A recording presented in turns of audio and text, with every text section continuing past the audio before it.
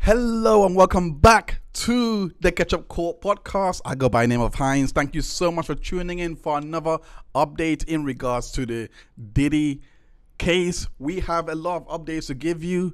There has been, in regards to the mistrial motion, because remember when we went through that last week on week 3, that motion has been heard and the judge denied it. As expected last week, we basically showed that the situation kind of cured itself, even though they did provide proof that she perjured herself on the stand and the prosecution knew it.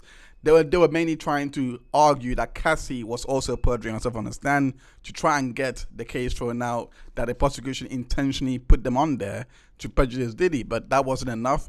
And the judge even made a joke that I believe it was Westmoreland that she had her Perry Mason moment and basically had cured the whole thing by showing that Diddy was at a completely different location to the hotel dangling incident that they were trying to get a mistrial for. So, in a way it cured itself and there was no need for the mistrial given the impeachment that was done that was done in front of the jury. Also, another update to this explosive week is that juror number 6 has been dismissed from the case due to the fact that he was being candid about being part of the trial and telling people at the subway, etc., all those things. So he was removed for that. And yeah, that's pretty much it. And also Kanye West turned up to show support for Diddy. Like, you gotta wonder where Diddy's friends are at this point, but only Kanye West, also known as Ye, had turned up for him. And it caused a lot of frenzy on, I believe it was on Thursday that he did that, or Friday off. I believe it was one of those days. Apparently, news is that even though that we've seen Christina Corums, aka KK, being mentioned so many times during this whole trial, even though we've seen that she may not testify, I'm seeing a lot of comments when I'm following these threads, following the commentary online, that she may not actually testify. So that is, in my opinion, a big news, because she is pretty much at the center and the heart of all these freak-offs. If the government choose not to testify against her, would they be bringing charges to her separately so they might not try and get her on the record? I have no idea. But she could obviously get immunity. I don't know why they're not getting her to testify, because she is, like I said, pretty much at the heart of all this, and she may be enough to prove that the enterprise was basically that she was doing all this at the direction of Diddy and could offer more for the government's case. But there's still a long way to go. The government are expecting to rest their case, I think, Wednesday next week or Thursday next week. That's what I read. I read by the reporters reporting this case, but we don't know. So I'm gonna continue on with Jane Doe's testimony, because Jane Doe was testifying to how she had a relationship with Diddy that was pretty much open, and they were basically engaging in freak-offs as well. She was basically engaging with sex with other men, On top of that. Her testimony last week was basically consisting of that. She basically testified how they used to go to hotels and used to get escorts to come and have sex with her so that she can please Diddy. So they're gonna continue on with that testimony. But before we go into that, I just want to say hi to Nom de Plume. Thank you so much for tuning in. Let me know how you're feeling in the comment section. Let me know how you're feeling in the chat section. Sorry. And if you're watching this back on replay, let me know how you're feeling in the comment section. But yeah, Nom Plume says Yates turned up dressed in white. Did he think he was going to one of those Diddy parties? He probably thought that. Honestly, knowing Ye, to be honest, knowing how Ye has turned out these days, I wouldn't be surprised if he did it for a troll. If he just went out there and just basically came in just to basically get the attention on him, to basically say, I'm your only real friend that's here. 50, like everyone else is clowning you online or in hiding. I'm the only one that's here, and he's just doing that just to basically. I mean, the fact that he was saying in regards to I can't forget this Cassie tweet. The fact that he tweeted about the whole hotel incident, when the video about Diddy beating Cassie. The fact that he tweeted that and said that love makes you do crazy things. I don't think he meant that. I think he was genuinely trolling. But, when you look at things like that, it's hard to take him seriously. It's really hard to take him seriously. And I don't think he went there out of, the sheer support of Diddy. I just think he wanted the media attention. But yeah, who knows? But yeah, he probably thought he was going to one of Diddy's parties. Thanks for tuning in on Nom de Plume. I hope you guys I hope you enjoy what's coming up. I'll try and get through this as quickly as possible, and as comprehensive as I can. Because there is a lot to basically get through here. So basically, Jane, going into the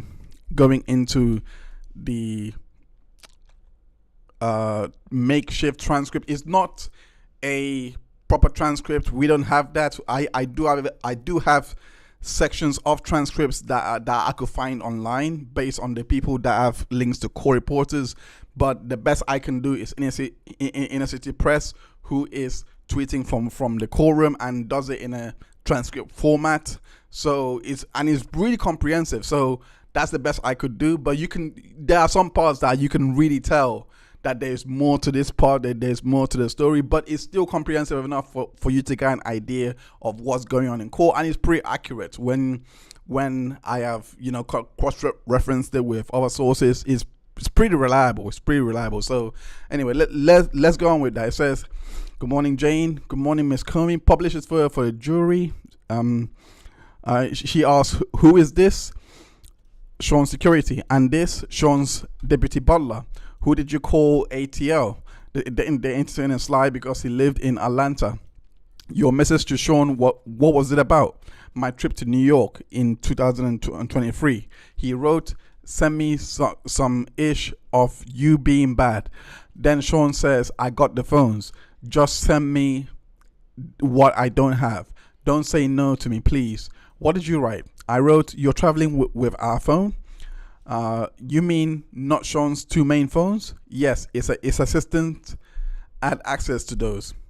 I wrote, you're using this to get your dick hard for someone else. And he said to you, what did you say? I wrote, I'm not coming to New York. You just want me there for a hotel binge. Why did you say that? I saw a podcast. What about?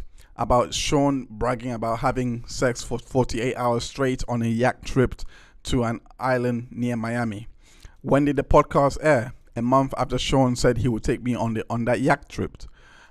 What had Sean said he would do with you on this yacht trip? Objection was overruled. That after a 2-day hotel, we would go and do more on the yacht, but we never left, but we never left. Had to recuperate. I saw on social media he took a GF there. What did you write in your notes app? I wrote, I don't want to come to New York to be treated like a hoe. Why did you write this in your notes app?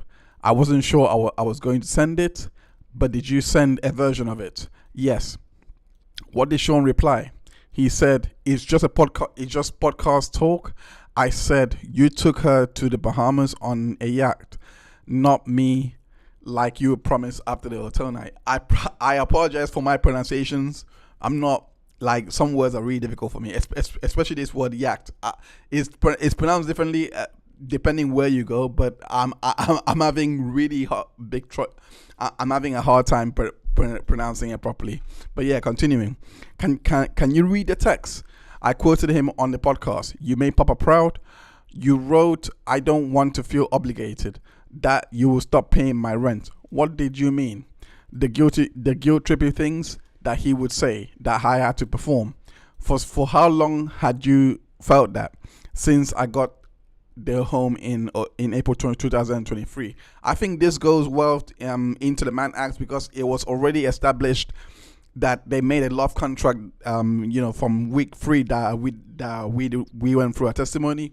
They made a love contract. They also had, he was paying her apartment that cost around 10K every month, or 15K, I don't know, 10 to 15K. And he was basically paying that every month. So this is going into the part that she may be engaging in these acts because the coercion is there. That I always felt that the love contract that they established together, where she would get allowances, etc., is just showing coercion and proving the coercion. But yeah, but now it's starting to really close in on that. Play this exhibit. This is a true open relationship. Why do you have to make it a problem? Now I'm sick. So that was a voice note. How did you reply to this voice message? I call me back. Then we had a FaceTime. He said all the things to calm me down. What did you send? Why? That probably means, why did you send Sean? What did you send Sean from the plane to the airport? A photo of my outfit. Were you planning to wear it to dinner? What did Sean send you? He said we are going to dinner. Did you? A late night lounge thing. I will read this for you. You wrote, I miss hard dick. And I wrote, yes, I have my passport with me. Then what did you write? I wrote, you turn me on so crazy, can't wait. After the flight took off, I got a message from Sean. What did Sean ask you? Where Sly was? Then he asked, entertainment or movie night? Let me know. I'll get a hotel. How did you react? I felt upset and a little defeated. What did you send next? Baby just got Wi-Fi again. What did Sean write? He said, check red phone. The other message he would send me, he said, I have a surprise for you. Just one. What did you take that to mean? That there will be someone new. Who? An entertainer. I hated it. What did Sean send you? A picture of the man. I rolled my eyes. I wrote back, it's not loading, we're landing now. What did Sean write? What did you send Sean? I suggested we go to Casa Caprini. I suggested we go to Casa Cipriani, but I was driven to the Trump Hotel. I put on my outfit. What happened that night? He was late. We went to that lounge. We bickered a bit. He was defensive, but we went to the room and Sly came. What did you text to Sly? I asked if he could come to NY. I felt I needed to make it up to Sean. Did he come to Trump Hotel, and did you and he have sent in front of Sean? Yes. After that New York trip, where did you see Sean? In Miami at a hotel. Did you take these pictures? Yes. We had Sly in Miami as well, Then I went back to LA. We had an argument there. Tell us why. He wanted to set up a party. He wanted me to reach out to entertainers. I noticed something online that he was with an ex-girlfriend of his. I was furious. Did you ever speak with any of these women or other women? No, I found out on Instagram. These text messages, October 15, 2023. Please read what you wrote. I text, you got that girl next to you. Her BS is already starting, meaning, she answered drama. I told Sean introduce her to P, who? Paul, one of the entertainers. Then I wrote, I'm not a porn star. These experiences are desensitizing sex for me. And here on October 16, 2023, the same fight, please read this. I wrote, I don't want to be effed in these rooms. I felt there was more pressure on me than the others. There was an imbalance. I had to earn basic things for my romance, love, and romance. He was giving it to others. He was clearly capable of it. I wrote, it's been 3 years of me having to F strangers. He wrote, so we are breaking up? Is that what you were proposing? No, I wrote, I need a break spiritually. What did you write next? I wrote, sex is sacred to me. I wrote, you always push me to do more and more. I said, I need time to myself. I said, so there is sidebar. And back from sidebar. What did Sean write to you? He wrote, I want to spend the day with you. I wrote back, you make it crystal clear exactly what you want me for. You are going to spend the day love bombing me. What did you mean? Sean is very love bombing. I said, I'm not just an animal and people can F on. He said, you're crazy. How often did he call you crazy? Often. I said, you want to have me suck some dick so you can jet off with Gina? I said, I'm drained. He said, I'll leave you alone. In the next message, does he use your true name? Yes. And does he say, that's my house too? He does. He wrote, I'm coming over. You gotta let me in or not. Is your baby there? Are you gonna let me out? Let me in our house? Again and again. Sean wrote to me, I'm so stressed, I'm horny, SMH. What does SMH mean? Shaking my head. He said his knees weren't good. I said I was hitting up my mom. She said taking bone supplements is key.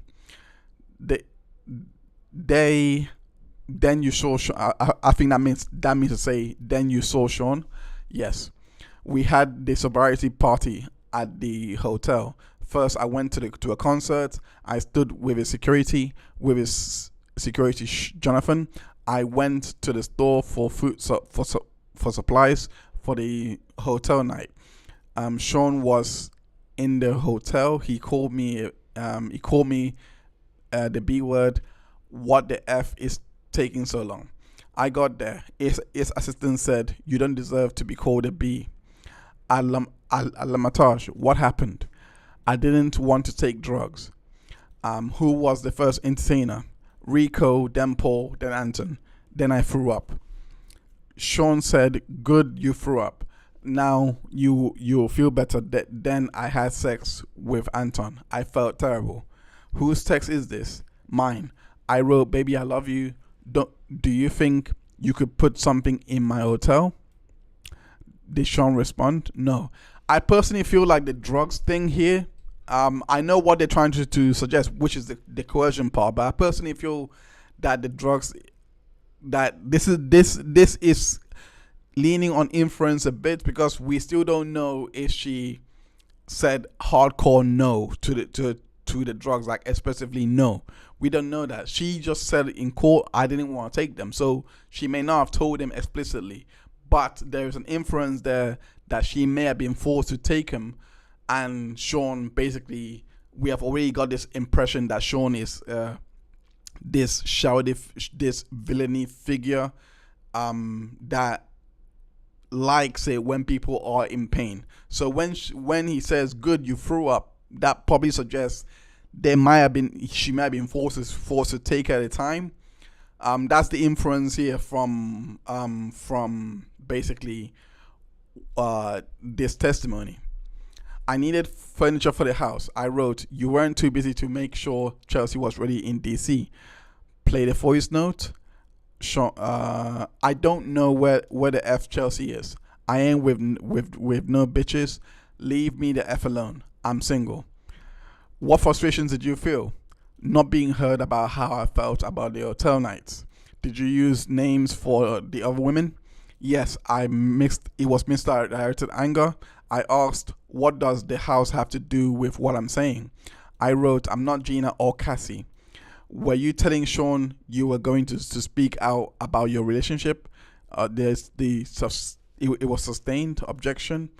Please read. Did you reference your child? Yes, I said, you got me effed up. I said, you just complete what he promised about the 2 years, about the home. I said, don't contact me. What did he say in response? He said, I'm super clear now. I said, you had me on constant pins and needles. Now I'm sick. Leave me alone.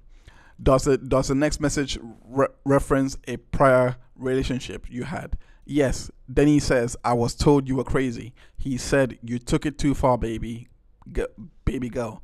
You will see. He was threatening me about the rent, that we don't need to do anything we don't want. I wrote, you are mad at me about a grown-ass man. Stop right there. Was this referring to your prior relationship? Yes, I wrote, you wasted my time in this toxic-ass relationship.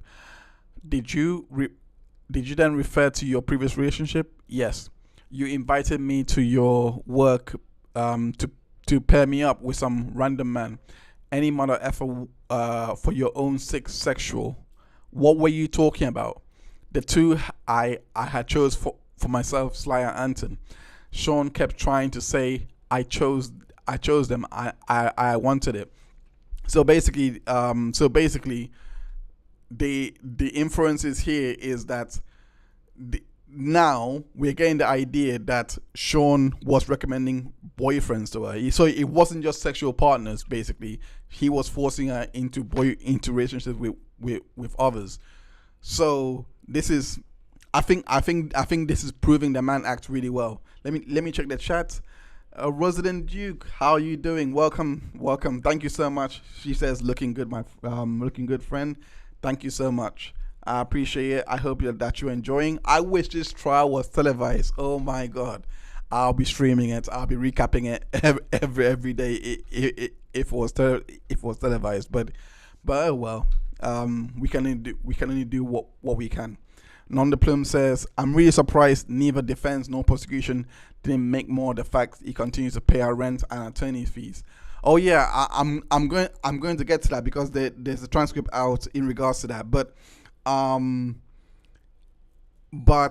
I think that's such a gray area because it's control. It could go either way. In regards to the whole paying the attorney fees and paying the rent when they're in mid litigation. It could go to the control aspect that the prosecution are trying to use to say, yeah, he's coercing her. And if the defense bring it up, it's going to play into that idea as well that they're trying to use this obviously controlling man and trying to paint him as a saint for paying the attorney and all these things. So it really depends with the jury, but I feel like because of how the testimony has gone, I feel like the defense may have felt, let's not touch it. The attorneys, I don't know why they didn't turn it, why they didn't hit on it more, but the idea that I'm getting based on what I've seen so far is that they like to do a lot of inferences. They like to leave things up in the air for others to decide. So that's why I think that they didn't make a big deal out of the whole paying the attorney's fees thing, because they have the love contract right there. They didn't make a big deal out of that either. So the love contract is there that they could use. The fact that he's paying the rent, they could use that to say that this guy was really controlling her, and she couldn't, basically, she didn't have autonomy, basically, and so she was just living just for him. So, they could use that, but they might be thinking, hey, we they might be thinking, let the jury infer what they want from that. In my opinion. Okay, so he says here, I wrote, you want to gaslight me? What did you mean? He wanted me to believe I wanted these things. What else did Sean text you? He said, you and me don't have beef. I said, you created all this evil inside me. I wrote, I regret everything, all this toxic ish which overran my life. He said, you're burning a bridge that you are going to need tomorrow. What did you write? I wrote, I don't trust you. He said 10 hours ago, you love me, not this. He wrote, it's a free country, I'm an adult and you're an adult. You're writing a whole book about what you hate about me. We both made promises that we didn't keep. If you don't want to talk to me, there's nothing I can do. Did you get the phone? Yes. What did you write here? I said, you knew nothing. You knew I would finish strong. Pep talks to keep me performing. I know I was consenting. Like you said, you didn't know I didn't want it. This is my truth. I love you very much. I need to take a pause. I hate the word my truth. I really do. It's been the way that it's been overused so much. It just when I hear it, I cringe. And when I see it being used by people that do have strong testimonies, because I do think Jane Doe does have a strong testimony, it just takes something away from it, in my opinion. Because when I see my truth, a lot of people have used it in terms of lying, etc., and it just throws me off in a way. Not saying that she's lying; she could be telling the truth, but it just doesn't put her in a favorable light for me. Why did you say I know I was consenting? I picked up the word from him. He said, if anyone saw these videos, they will say you wanted it. That's bad. Was that true, Jane? I'm still trying to figure that out. What did you see in the videos? I was high. I was just following a pattern performing. Exhibit, please read. It's from my notes. I wrote, I am having PTSD from these nights. Why in your notes app? Get my feelings out. Did you see Sean that day? Yes, at his home, I was comforted by him. I was able to talk about the pain I was feeling. He was hugging me. What are these? Photos I told of us in his master bedroom. I felt he understood in this moment. He had a Halloween video shoot. That was nice, but his birthday was approaching and I felt nervous. He would want to party hard, but he spent his birthday with his family. I got him a mobile television. We had these things called movie nights, our videos. I felt that this TV could substitute for the entertainer. Then Cassie's lawsuit came out. Ooh. It was everywhere on social media. I think I fainted. Wow. Why? Because there was 3 pages that were harrowing. What I was experiencing. So I'm guessing that's probably mean paralleling or maybe or showing what I was experiencing. But anyway, that doesn't make sense. But anyway, moving on. Did you screenshot those pages? Yes. Do you recognize this? It's Cassie's lawsuit filed November 16, 2023. Had you met Cassie? In 2015, a fashion show and celebration for Sean. That's the only time I met Cassie. I was reading these pages and it felt like a nightmare. I had a lot of sympathy for this because of it was objected to. He asked, how did you react? Like, I can't believe I'm reading my own story. Read your messages the day after Cassie's lawsuit. 4 in one night, and now I'm going to the doctor. Then 3 days later, I wrote, I feel like I'm reading my own sexual trauma. God finally woke me up about this cycle. You gaslight me. You gaslit me. We are going to play some audio with your true name redacted. Show the full transcript to the jury. Audio says, I love you. You know what I'm saying. I'm trying to stop all this madness. So this was around the time that Cassie's lawsuit dropped, and he's trying to keep everything in control. This is yikes. I don't know. Did you know you were being recorded? No. Did you know you were being listened in on? No. More audio. Jane saying, "Who is there when I close my eyes, and I have these effed up things in my head." Play to 345. There's more. There's more to this, but I can't find this audio anywhere. I looked online. There was no leak for this audio.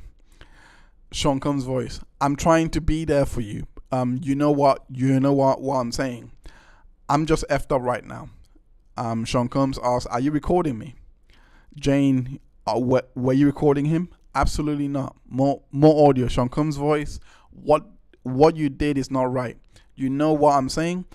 I can't talk on this phone. I don't know what the F is going on. I need you to support. You got me that video thing. What did that mean? The mobile TV, I got him. So they took a break. Now we're back in court. I was commenting about the girlfriend of an old rapper. I said she is so beautiful. Was this rapper an old friend of yours? Yes, I was flown to Las Vegas. There was a birthday party, and we went to a strip club. I recognized Anton. Other than that time, had you ever seen Anton other than... Okay, this is bad. Okay, other than on hotel nights, that's the one. No, this friend, was it platonic? Yes, in the hotel room, Anton was having sex with a woman. The rapper and his girlfriend were there. There was flirting. How were your finances in January 2024?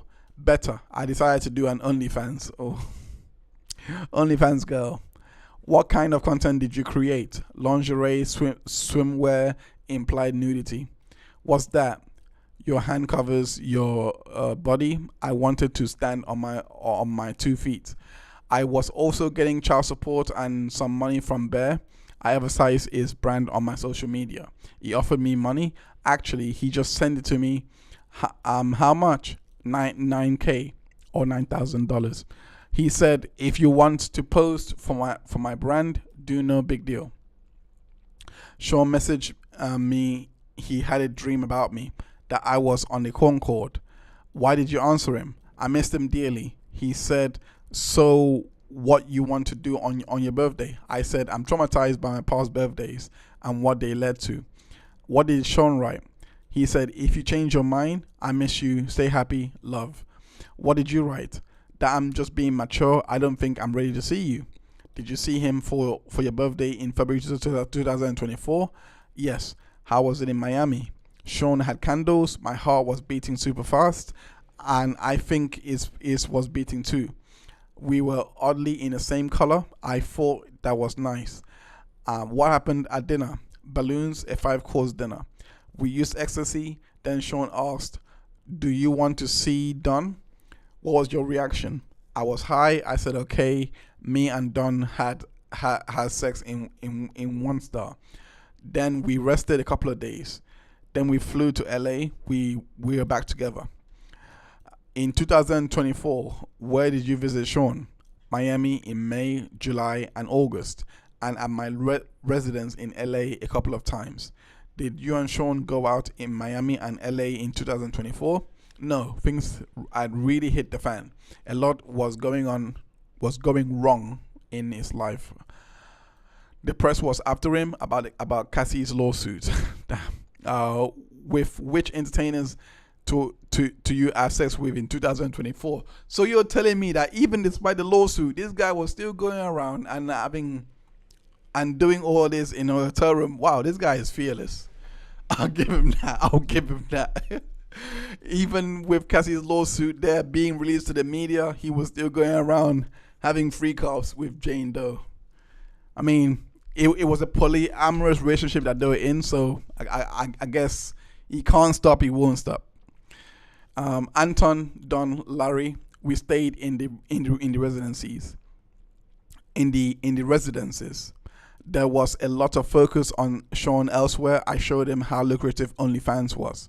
Sean was putting on music, and he went to my phone. He asked me, "Who is Bear?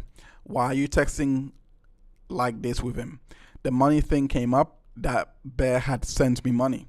He started getting dressed. I started crying. I felt misunderstood. Coercive relationship that they're trying to that they're trying to establish here. What did Sean text you? He wrote, "What's going to happen if I come over tonight?" I said, "Do you want me to be alone? I can arrange that." I wrote back, he was supposed to see his mother, in air quotes. I meant another woman. He wanted a party. What did Sean ask? He said he wanted me to sign something for him so he could have closure. I thought he meant so I wouldn't be a threat. Had you ever sent him a demand letter? No. Sean said, "You're making your own money." What did you reply? I said, "I am working on paying off my debt after being on call, unfocused." How did you go into debt? When you were dating a millionaire who gave you thousands. Sustained objection, argumentative likely.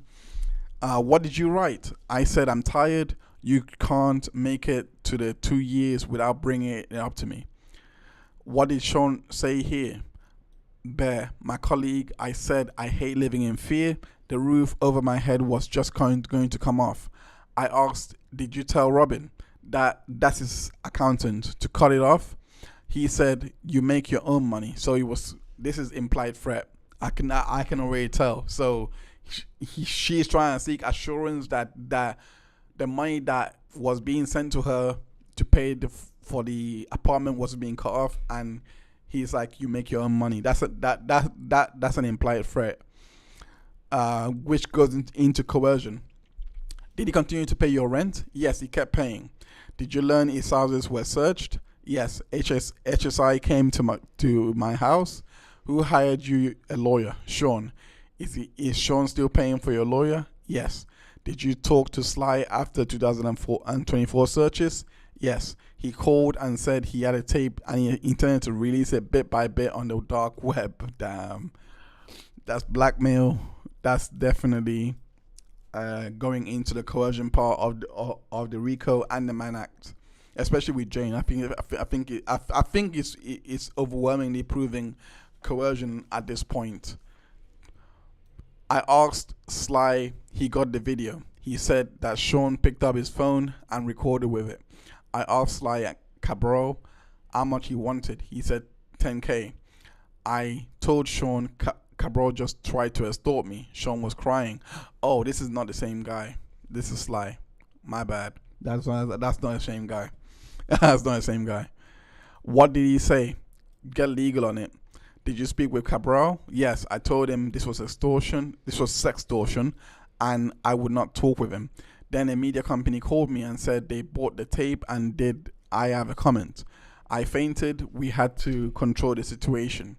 Did the media company ever publish a video? No. Do you know why? No. Then the hotel video of Sean and Cassie came out. I was with Sean in Miami. Wow. How did you first learn of that video? There was a knock on the door. Sean was called out. I went down and everyone was talking. It was a 2-star. What happened? Sean was huddled with his team and his family. I was just giving everyone space. Later, we had a huddle. His sons were involved. Huddle for what? To come up with an apology. He showed me a draft of what he would say on social media. Did you read it? He addressed Cassie by name in the draft I saw. I felt it was more heartfelt. I thought it was good enough. Did you talk later one-on-one with Sean about the video? Yes, he said that Cassie hit him too. Then I was told that KK was coming and I had to go into another room. I did, and I went back to LA. Do you recognize this? Sean's IG apology. So a video was played to the jury. She was asked, how did you feel about it? I was disappointed. I felt like there was no heart. So let me just go to the chat real quick. Nom de Plume says, I despise my truth. There is only the truth. Yes, exactly. People that say it's the truth, I believe them more. I believe them more, like, because I don't know. There's a lot more power to that than I just want to tell my truth. I just want to tell my story. Mine. I don't know. I can't deal with that. So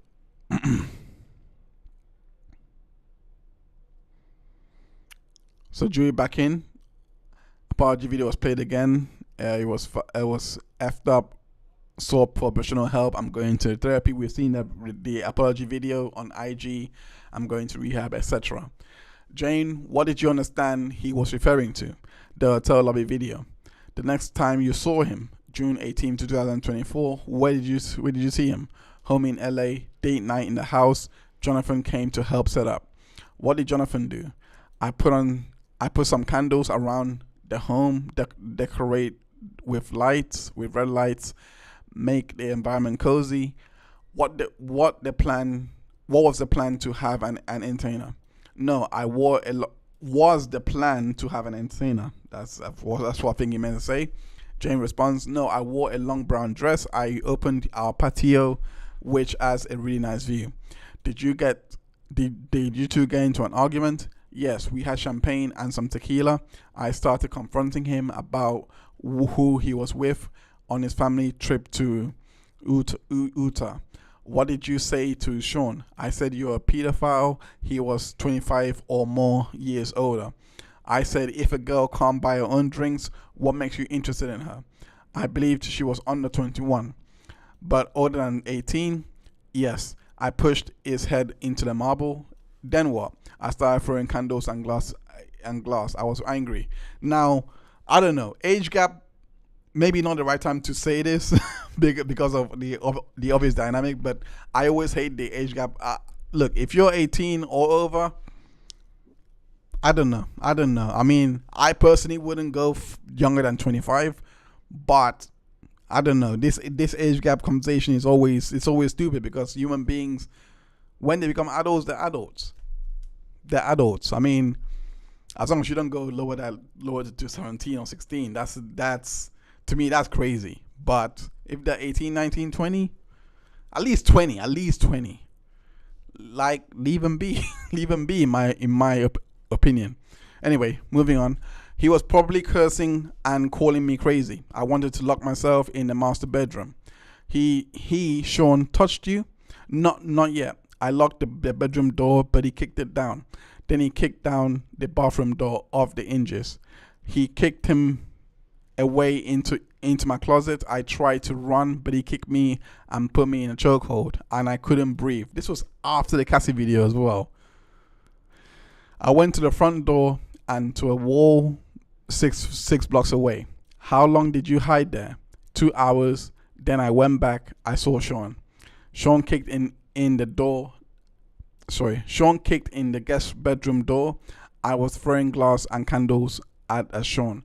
I shouted that I hated him. He started punching my head and saying all kinds of things. Saying what? That I was trying to keep him away from his kids.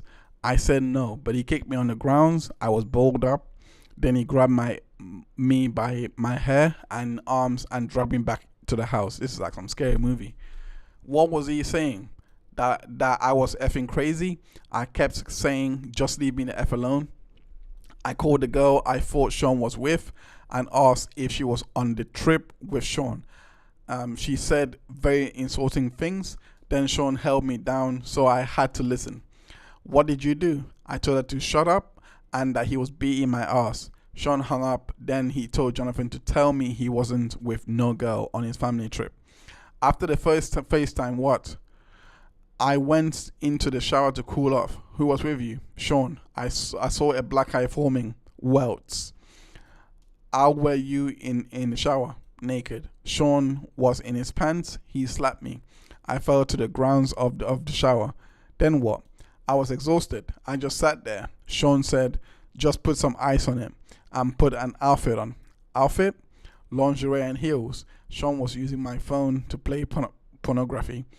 He texted Anton on my phone. My phone was screen mirrored to a TV. Sean texted, hey, what are you doing? Sean scrolled up and saw Anton's message about our mutual friends. Sean asked how the mutual friends were. I said I didn't know. Why did you lie? We were on a break. I didn't think I needed to say it. Anton showed up. I moved my hair so that my injuries couldn't be seen and used my makeup like Sean said. I greeted Anton and tried to be polite. Asked him how his day was. Sean was giving me his evil stare. Sean said, I need to talk to you. We went into the guest bedroom. What happened there? He said he wanted to know about the mutual friend. I told him I went to Vegas with this rapper and his girlfriend. I saw Anton having sex with another woman. What did Sean say? He said, do you have this porn star having something over me? Did you take drugs? Yes. Right around this time, Sean told me, take this effing pill. You're not going to ruin my effing night. Go out there and suck his dick. I said, I don't want to. What did he say? He said, is this coercion? Wow. He just flat out said it. That's going to put a lot into the jury's mind. I wonder how they're going to react to that. What happened to the pill? I consumed it. I performed oral sex on Anton. I felt sick. I was like, even in my own body, I felt disgusted. I felt terrible. How did it end? When Anton finished, I excused him, tried to put on a good face. Sean called me a whore. After he left, he sent his security with money to me for Anton, $10,000 or $12,000 in cash for Anton and the 4 damaged doors. This is the Mann Act. They're proving it. They're proving it. I think the jury are going to infer that she was coercively in that situation to engage in debauchery or unwanted sexual. Not unwanted. Maybe you can argue unwanted sexual sexual activity at this point, but yeah, they are proving the Mann Act right here. What did you do with part of the money? I Ubered $3,000 or $4,000 to Anton, and I said a while ago that they were not going to prove that act because it wasn't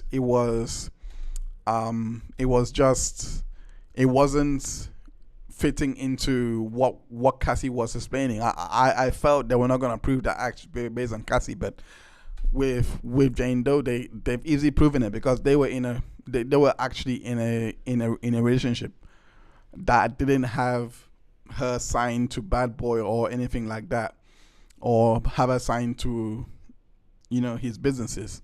So, but yeah, moving on. Have you ever fixed your doors? No, there were other bills. Photos were shown to the jury. When did you next see Sean? A few days later. Why? I missed him.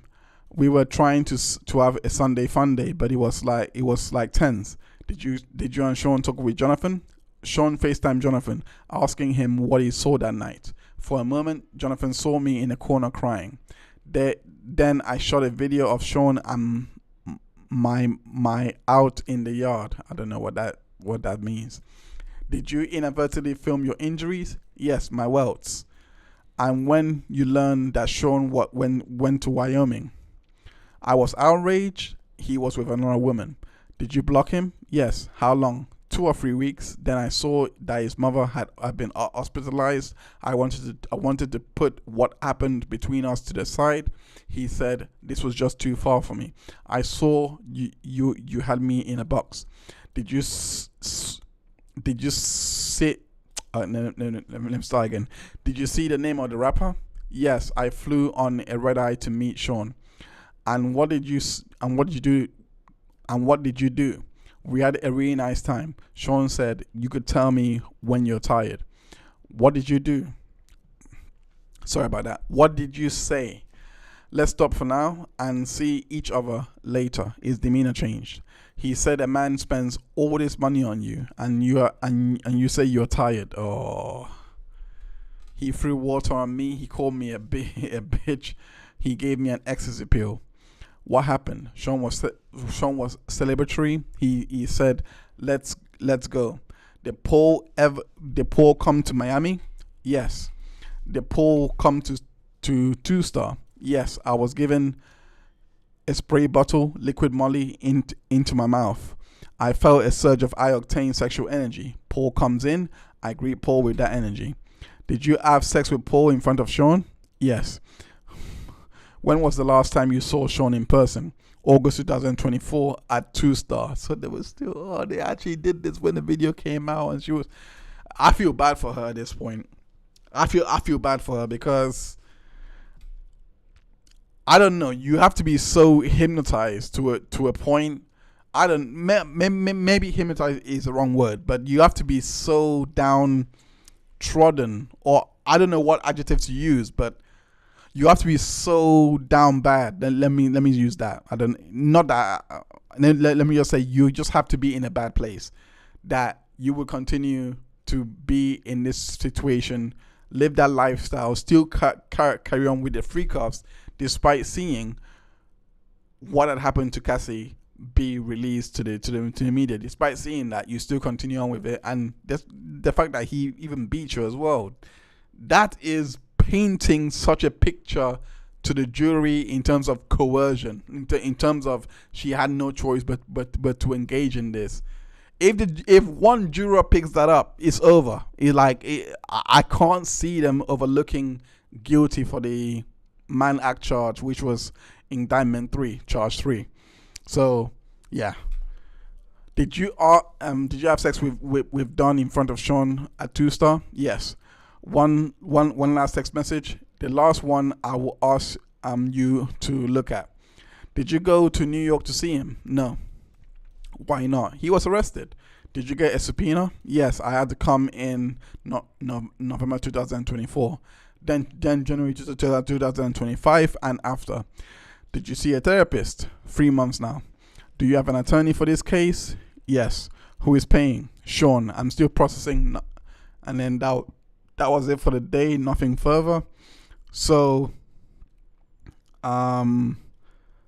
there was more conversation here in regards to I don't think we come across this, but there was this testimony that was given to that was here in transcript. It says, I sent it on December 7th, 2023 without telling us what's in the screenshot. Can you tell us why you sent it to Sean without telling us the content of the statements in the screenshot, please?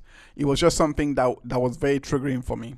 Can you please read what you sent after? The text that you sent after sending that screenshot to Sean.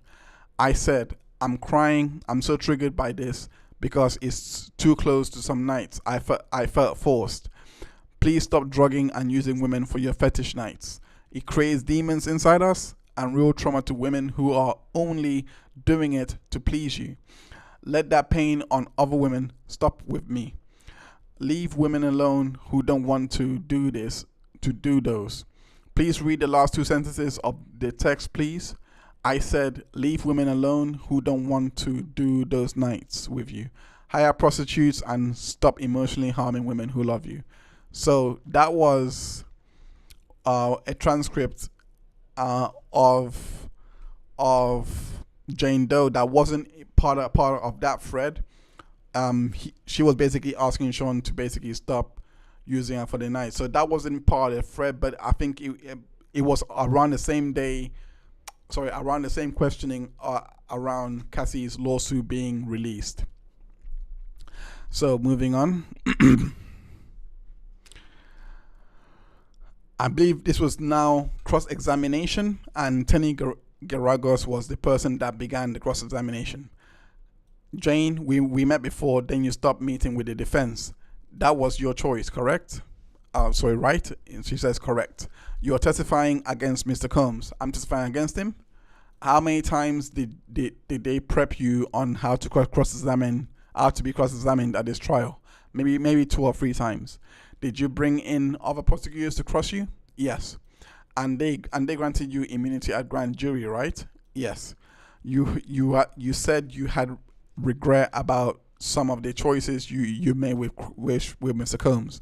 If you have it, I would love to look at it with you. To be quite fair, because this was so recent, they could have charged Jane Doe with prostitution. They could have, because she did testify to there being a monetary exchange with Anton and Sean sending Anton and sending Jane the money as well as paying for the house, all these gifts, etc. They could have charged her with prostitution, which is why I think she had an immunity. Your choice to participate in that lifestyle for many years, and you did not want to break up with him, right? I did not want to. You had sex with other men for years. I resent that. I resent the emotional control. I was hooked from the start. There was pressure to perform these acts my lover desired. You used the word partner again and again on direct. He was your partner. Yes. You said let me start again. You said you are having trouble answering for yourself why you had sex with these men. Yes. You're in therapy now. Yes. You love Mr. Combs. I love to spend time with my partner. You wanted to cuddle with him, to give him foot rubs. You said an objection because maybe argumentative. I love to bathe him and we watch his favorite show. Which show was that? Dateline. Did you believe he was not doing this with anyone else during this time period? You looked at his messages. Yes. He was vulnerable in those hotel rooms and I shared that with him. It was conflicting. I was breaking all my boundaries so that he would feel loved. This brought you two together? Yes, the love making afterwards. That's why I enjoyed it. You tried to be very, very sexy to him in those rooms. I think I was sexy in those rooms. Because you are a beautiful woman, did you choose the wardrobe? Initially, he did. He liked baby oil. It turned him on. Yes.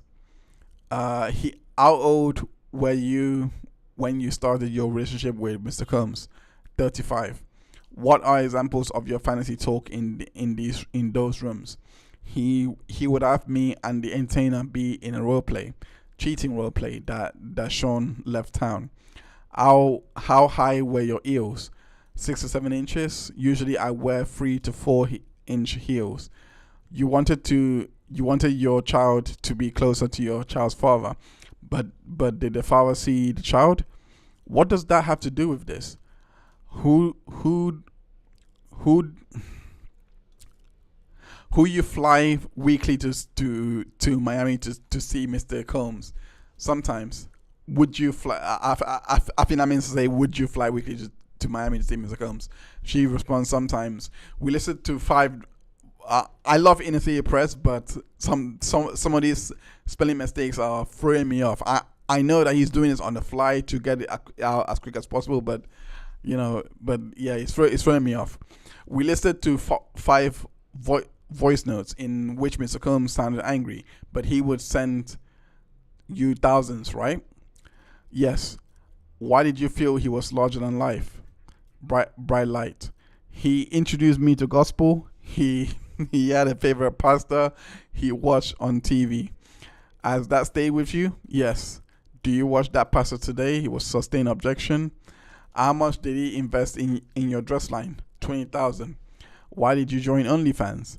If I could get off it, I would. Financial need. Mr. Combs gave you money throughout a relationship in 3.5 years. Does 150,000 sound right? I would assume. You told the government you gravitate toward providers. Yes. As a woman, I like that. You called the house our house. Later, I saw it as my house. So basically, she's trying to establish that even though all these things were happening with her, and she made it out like she couldn't leave. It seems that like they're trying to establish that because of who Sean was and because she had a preference towards providers and the fact that he was giving her money, that she was pretty much reckless with it. If she was still in debt, all those things. I think that's why these questions are being asked this way, to give that impression that even though she was in debt, she received a lot of money, and it's pretty much her fault that she's in debt because she just blows it one way or the other. I mean, I've been broke all my life, so I don't know how you blow 150,000. I have no idea how I would blow that money. That's a lot of money. But then again, I'm speaking from a broke standpoint. you thought it was important that his staff not know about the maintenance, right? Overall objection. And it says, and this is the reason you go to the house, that a yard for your son. Can you say my child? And that was the break. Now, what happened during the week was Inner City Press. If you remember, Inner City Press was kicked out of the courtroom at this point, so he didn't report anymore for the day. So I had to go to another thread to basically get the updates from someone else that was in court. But if you remember last week on week 3, there was a video that he posted that I didn't play because he posted a video of Maya. I should have said what I really felt, because I felt like it's bad, but I didn't think it would get him out of the courtroom. But I felt it would be bad to play the video because Maya was anonymous. So I just didn't want to. I mean, even though people have figured out who Jane Doe is, I still want to keep that anonymity here, because I just want to respect the integrity of the legal system. But that's why he was kicked out that day, because the exhibit that he shared was not, apparently it wasn't meant for public consumption. So it was meant to be in court only. So yeah.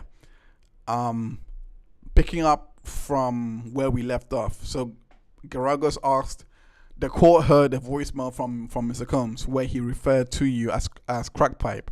Can you explain what he meant by that nickname? It was just a playful thing from our trip to Turks and Caicos. We had a lot of fun and he gave me that nickname. Crack pipe, well, he said he had an addition to my texts. It was mutual, just fun banter. And how did you respond to this voicemail from Mr. Combs? I texted him back something like, crack pipe is so real for both of us. It's definitely mutual. It's just like everything you said. I'm so thankful. I had so much fun. Turks was absolutely incredible. I'm so happy.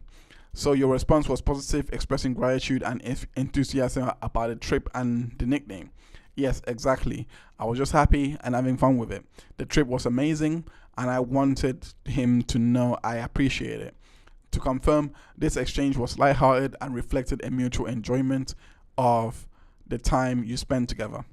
Yeah, it was all in good fun. We were just joking around and enjoying the vibe from the trip. You mentioned things changed when Mr. Combs started spending time with Young Miami. Yes, it became difficult for me about 6 months to a year after we started dating. What made it difficult? Their relationship was very public. They posted about each other all over social media. Meanwhile, mine with him was very private. How did that make you feel? It wasn't what I signed up for. I didn't agree to date a man who was in a public relationship with someone else. You testified about a trip to Miami when you were still getting to know Mr. Combs. Can you describe what happened during that trip? Yes, we were in Miami and he bought me a pair of shoes, a Bottega Veneta bag, and a bracelet. During this trip, then Mr. Combs discussed his lifestyle with you. Yes, he explained that he led a polyamorous dating lifestyle. And how did you react to that explanation at the time? At first, I didn't mind. We were just getting to know each other, so it wasn't a big deal to me then. But your feelings change over time? Yes, as I developed deeper feelings for him, it became difficult. I was feeling my man and wanted him to be mine. You also mentioned feeling there was an imbalance in how Mr. Combs treated you compared to his other girlfriends. Can you elaborate? I just felt like the way he treated me wasn't the same as how he treated some of the other women he was seeing. It felt unequal. So to clarify, your concerns about the imbalance arose as your emotional attachment to Mr. Combs grew. Let's talk about, so there was no answer to that. Let's talk about your first trip to Turks and Caicos. What did you observe? On the flight, I noticed his hands were shaky, his eyes and teeth looked off, and even his coloring seemed unhealthy. I could tell he wasn't taking very good care of himself. Did you suggest anything to him? Yes, that he considered going to rehab center in Thailand. So you knew early on he was a drug addict.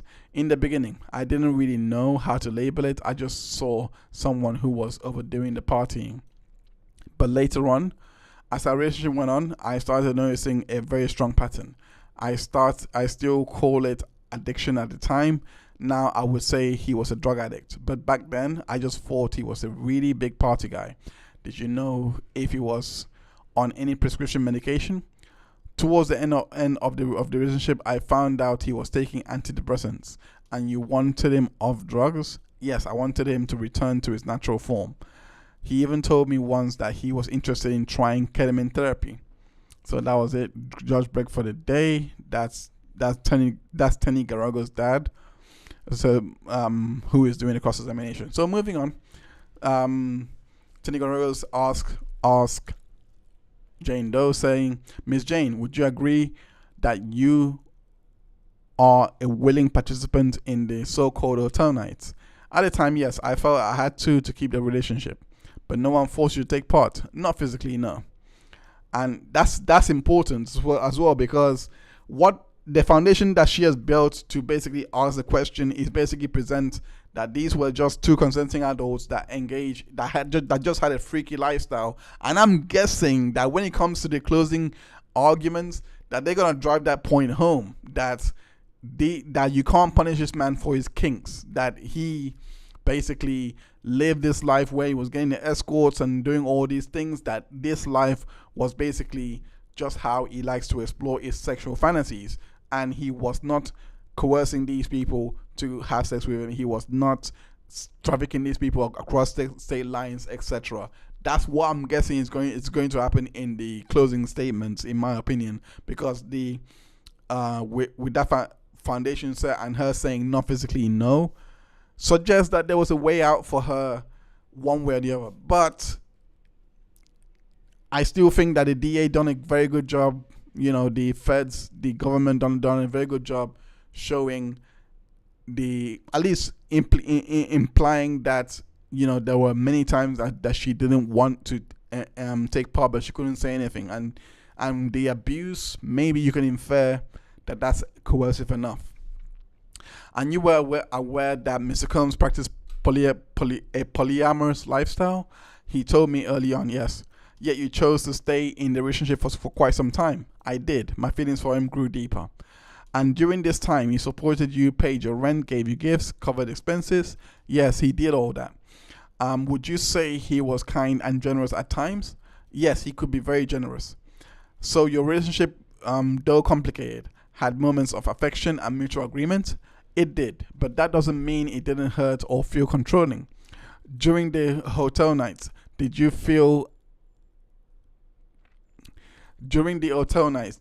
and Mr. Combs spend time alone together? Yes, we will usually have about 30 minutes to an hour alone before the entertainer came, sometime afterward too. And how did you feel about that alone time? I actually enjoyed it, especially when we made love. That part felt intimate. So he gave you the attention you were seeking? Yes, he gave me the affection I wanted during those nights. Was that typical of him? No, he wasn't generally that affectionate, but on those nights he was the most affectionate. So the idea that was painted before, that this relationship was a transactional one, you can now maybe infer that it had romantic points as well. But if the jury got the idea that this man was more transactional, they may buy to the fact that she was coercive. It was a coercive relationship.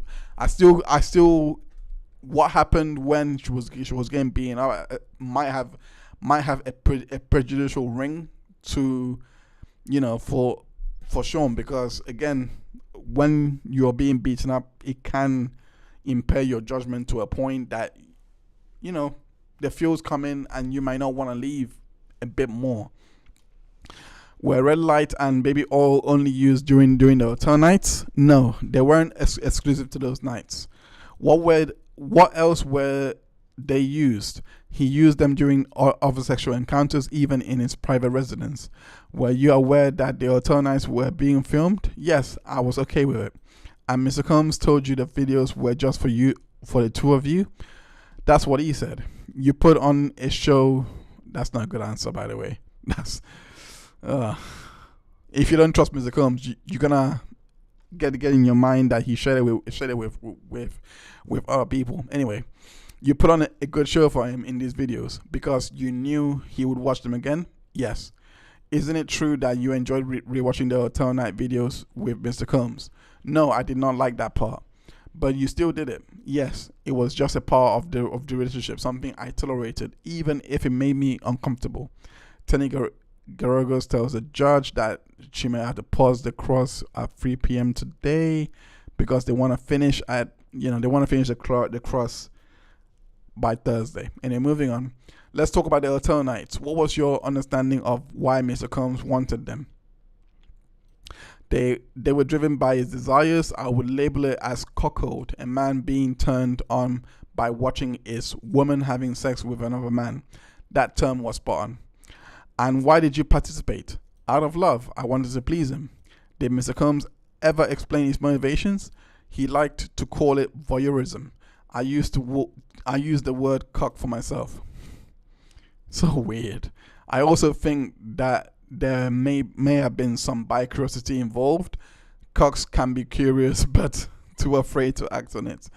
Did he ever stop a hotel night because you wanted to? Yes, there were a few times that he ended it early when I spoke up and said I wanted to stop. That's good for him. I think this was probably the best highlight because at least it shows that maybe the time that they were fighting is, that he beat her, etc., that he may have been on drugs. Because I know that has been the defense reasoning for based on the opening statements. I know that has been the reasoning for the violence that was going on with Cassie's relationship, etc. So so this answer to him, I think, is pretty good. At least to get the idea that he wasn't coercing her into this relationship. But the fact that he's but his lifestyle is weird. I mean, I don't know in what world would anyone want to see their woman have sex with somebody else, man. That's just weird. I can't do it, man. I can't do it. I don't know how people can actually do that. And if you weren't comfortable with one of the men, he would dismiss them, right? Rarely, only after I had already tried to interact with them sexually for some time. But he was responsive when you were uncomfortable? No, not readily. I had to go through the motions first before he considered letting them go. Let's talk about the 2 times you said you cried after a hotel night. Do you remember the first? Yes, it was early in the relationship. I cried because Sean was about to leave right after the hotel night, and when you asked him to stay with you, he changed his plans. He stayed to comfort me. The second time, you were in the shower together. Yes, somewhere in the middle of our relationship, I started crying in the shower after another hotel night. And was Mr. Combs high on ecstasy at the time? He said he was. He told me, "You're gonna ruin my high," and said he was too high to see me cry. Let's go back to your earlier testimony, the hotel nights, or as you call them, the free cuffs. Yes, you described these nights as being driven by Mr. Combs, correct? That's right. But there were moments weren't there when you had some say in how things played out. There were a few times I voiced what I wanted or didn't want. Was it entirely without your input? No, not always. Sometimes I was able to speak up, though it didn't always change the outcome. Let's go over the messages between you and Christina Coram. These were sent around the times he allegedly asked you to bring drugs to Miami, correct? Yes. You testified earlier that you had a phone conversation with Ms. Coram during which he told you it was fine to bring drugs and even instructed you to put them in your checked luggage? Yes. But the messages read here today, they don't mention her saying anything like that, do they? No, they don't. But we spoke on the phone. She said it verbally. When Miss Coram traveled with Mr. Combs, do you know if she flew on his private jet? I assume she did. Yes, but I can't say for sure. Would you describe your relationship with her as close? Not at all. We weren't close. She didn't like me. And how did that affect your relationship with Mr. Combs? It made things hard. She was always with him. I believe she had strong opinions about me, and those opinions influenced how Sean treated me. And that was lunch. They went on lunch, came back from lunch, continuing on. Before they went on lunch, Jane said Diddy used to call the Africans the trifecta. He was Jordan, she was Kobe, and Paul Emeritus Scott was Shaq. They're proper having the NBA playoffs in hotel rooms. How freaky.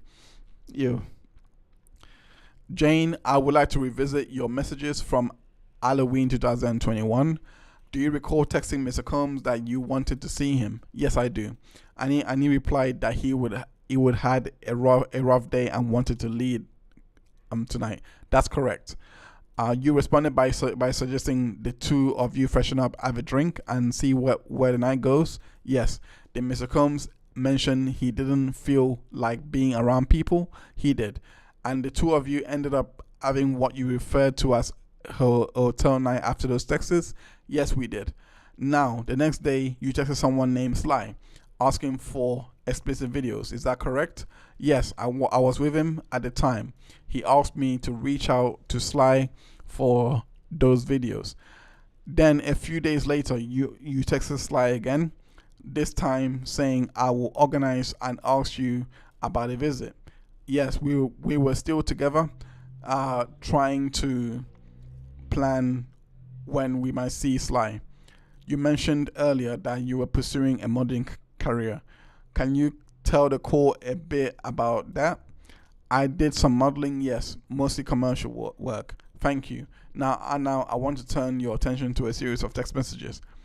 These were exchanges between you, Mr. Combs, and an adult film performer named Cabral. Do you recall those? Yes. These messages included sexually explicit content, correct? They did. Jane, let's turn to the text messages between you and Mr. Combs from November 2021. Do you recall planning to see each other? Yes, I remember.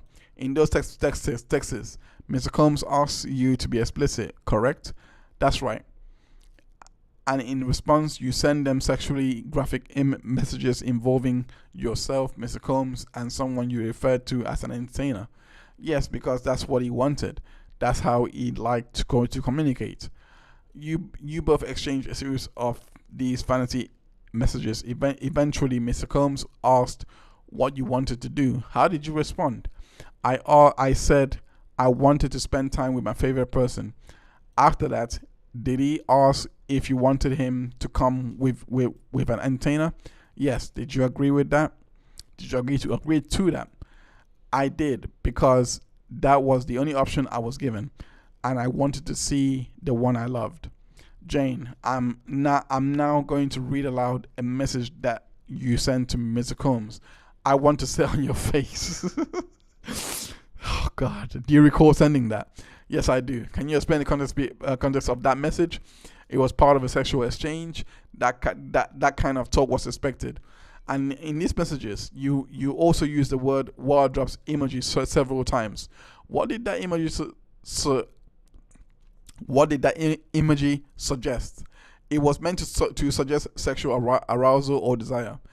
It was part of the way we communicated. Jane, in several of these messages, you describe in detail what you would do to the entertainers Mr. Combs hired for these so-called free cuffs. Do you recall those texts? Yes, I do. Were those your actual desires at the time? No. Those were things that wouldn't have occurred to me on my own. Then why send them? Oh, I like the way she asked that question. Oh, she walked her right into that trap. Oh my gosh. She's like, were those your actual desires at the time? Because that's what he wanted to hear. I was giving him options, trying to please him. It wasn't about what I wanted. It was about keeping interest. Based on the layup and going through all the lovey-dovey text messages to try and send the idea that these were just a freaky couple.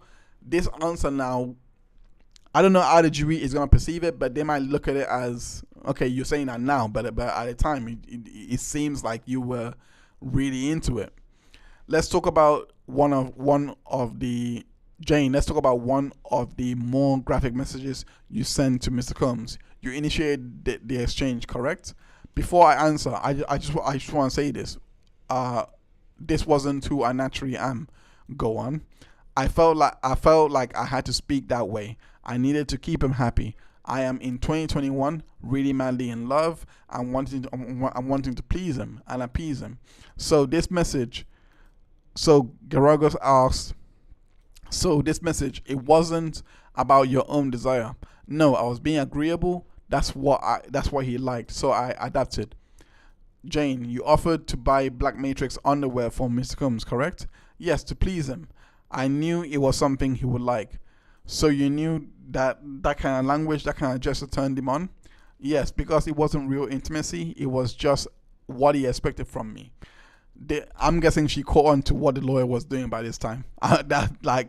Because there's a real difference to how she's answering these questions and what she was answering before. I think she caught on to what the lawyer was doing, and then, if the jury notices that, it might put a dent in her credibility. I don't think it's that big. Maybe just me noticing things a bit too much, but I do see a change in how she's answering these questions now. She's really hammering home that she didn't have a choice, and it was all him that she was trying to please, that these things were not pleasurable for her. Did he often offer you one-on-one time? Rarely. Most of the time, the option he gave me was him and Paul. And when you agreed to that, I said yes because I wanted to see him. Meeting with an escort was my only option. I wanted to see my lover. In some of the later messages, you brought up the idea of attending sex parties, correct? Ooh, yes. Why did you initiate that? Sean had been telling me about them. He said we should go to one. So this was your idea or his? It was his. I was just giving him options, saying what I thought he wanted to hear. Did you and Mr. Combs discuss hiring escorts like Don and Cabral? Yes, he often brought them up. In fact, you reminded him that he wanted to save Cabral for a grand finale. You called it a showstopper. Big boom, game over situation, didn't you? Yes, I was trying to delay it, just making excuses to get out of something he was pushing me to do. Okay, let's talk about the voice message. let's talk about the voice messages from November 22nd, 2021. Combs told you the last vision we had included Don and Sly, the entertainers you use frequently. Jane says that's what he said. You replied suggesting he wait until the album dropped. Why? Like I said, I didn't want to go through it with it. I thought if I played along and pushed it down the line, he would drop it. But later you saw on social media that he was with another woman. Yes, he told me he wanted to see me, but there she was posting with him. And in your texts, you expressed frustration. Oh, so using the jealousy against her. That's nice. This is good lawyering. I could tell. I wish I had a full transcript because this is actually good lawyering. You said he pressured you for hotel vibes with Don and Sly, but spent that time with someone else, someone he bought a Chanel bag for.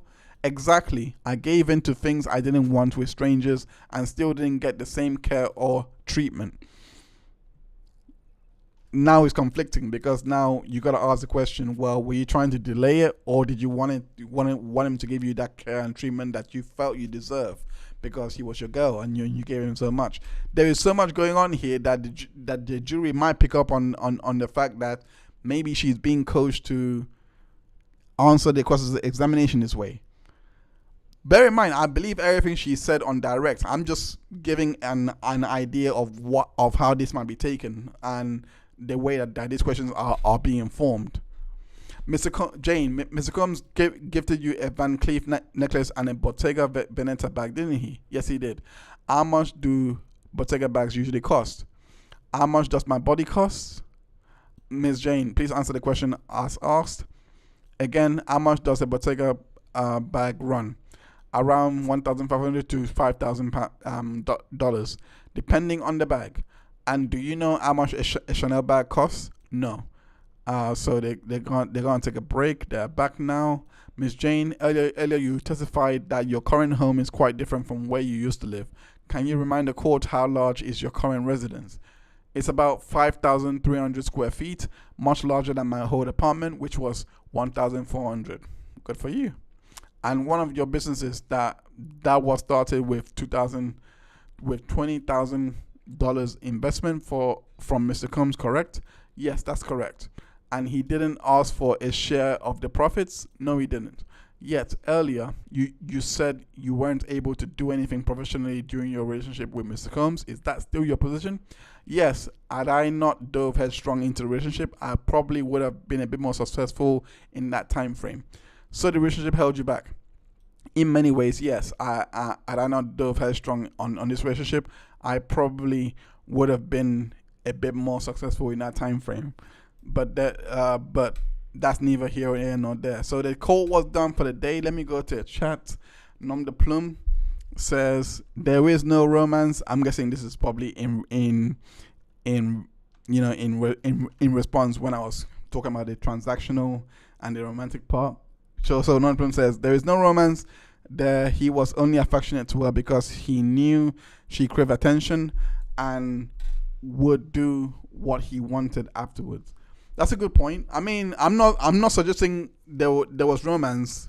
I mean, I personally don't think that Sean cares about this. I personally think that the reason why he wanted to keep it a secret is because I don't think he wanted to lose his other women. Maybe he wasn't as open with the polyamorous angle as he was with all women. Maybe that's why he wanted to keep it private, and also her lifestyle, her being a model. You know, I'm trying to thread around so much because I know her identity. I'm trying so hard to thread around, but I know, and if you know, you know, the boyfriend, her boyfriend who dated her for a while, if he had gone public with it, it may not have ended well for Sean because, you know, of the hatred that both of them have. That's all I'm saying. But that's what I think. That's why I think. But I was just highlighting the dynamic that, you know, what she was trying to express. What I get Geragos was trying to express and, you know, bring back to the side was basically show that these two had a romantic sexual relationship, while the government or the feds were trying to show that no, these two were actually, it was more transactional from him. He didn't really care. And, you know, like, but I personally think that it was more transactional from Sean. I don't think he cared about this girl personally. But I'm impressed by how Tony Geragos has been able to at least give the impression that the relationship, she was pretty much a willing participant in their lifestyle. I was to admit this exhibit on the CO. Can you read that? Messages December. So this is day 22. This is day 22. In a city press came back. So messages December 2021 between yourself and Cabral after a hotel night. Yes. Yes, you had a pretty intense night. Yes, he says to you, you were talking so dirty to me. I love it. Yes, I'm being friendly here. After your long hotel night, you saw him with Gina. Yes. Then Cabral wrote to you that he would be in LA, and he's stayed to see you if. And okay, so let me start again. Then Cabral wrote to you that he will be in LA, and he is to see you if you wanted. Yes. What do you say? It's my birthday weekend and you don't show me no love. Then you asked them to send you a personal video. Yes. That night you saw the Italian entertainer who we will call the entertainer. Yes. And Sean had taken up with young Miami. Yes. And you said if you don't get your ass out of the island, no party, right? Right.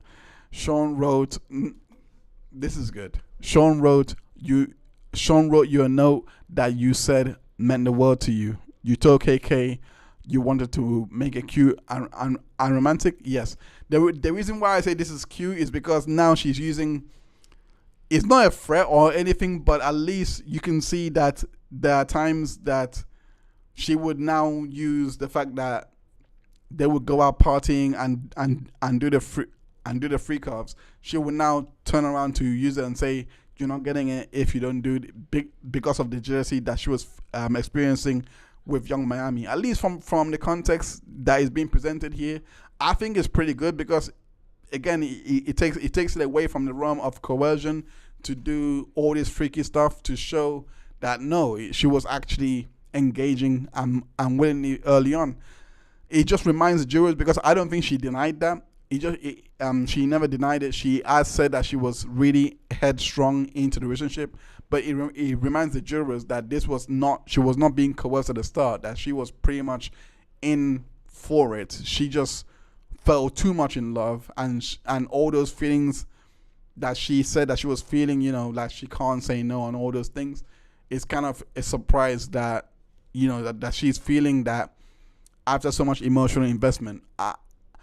I mean, the jurors might not be thinking that deep, but at least that's the impression I'm getting. The Valentine's Day hotel night, having two men there, was that your idea? It was. After these nights, it was crushing to see these things, like Gina posting the love bracelet on Instagram, right? Yes. Here you are planning to reach out to Sean and perhaps reach out to the Italian. I was still doing that then. He says, can you FaceTime? Yes, that's what he said. 10 days later, you had another hotel night. Maybe. Let me refresh your recollection of seeing Mr. Combs and not having a hotel night with him. He certainly did. No hotel nights until the end of June. Maybe. Here, Mr. Combs says, I'm jerking my dick, thinking how nasty you are going to be to me, right? Yes. He says call Italian or Paul if free, and you liked Paul, is free. Oh, let me start again. My bad. He says call Italian or Paul is free, and you like Paul is free, right? Yes. He gave you a choice and you chose. Yes. He responds, I told Paul 11 p.m. Is that okay?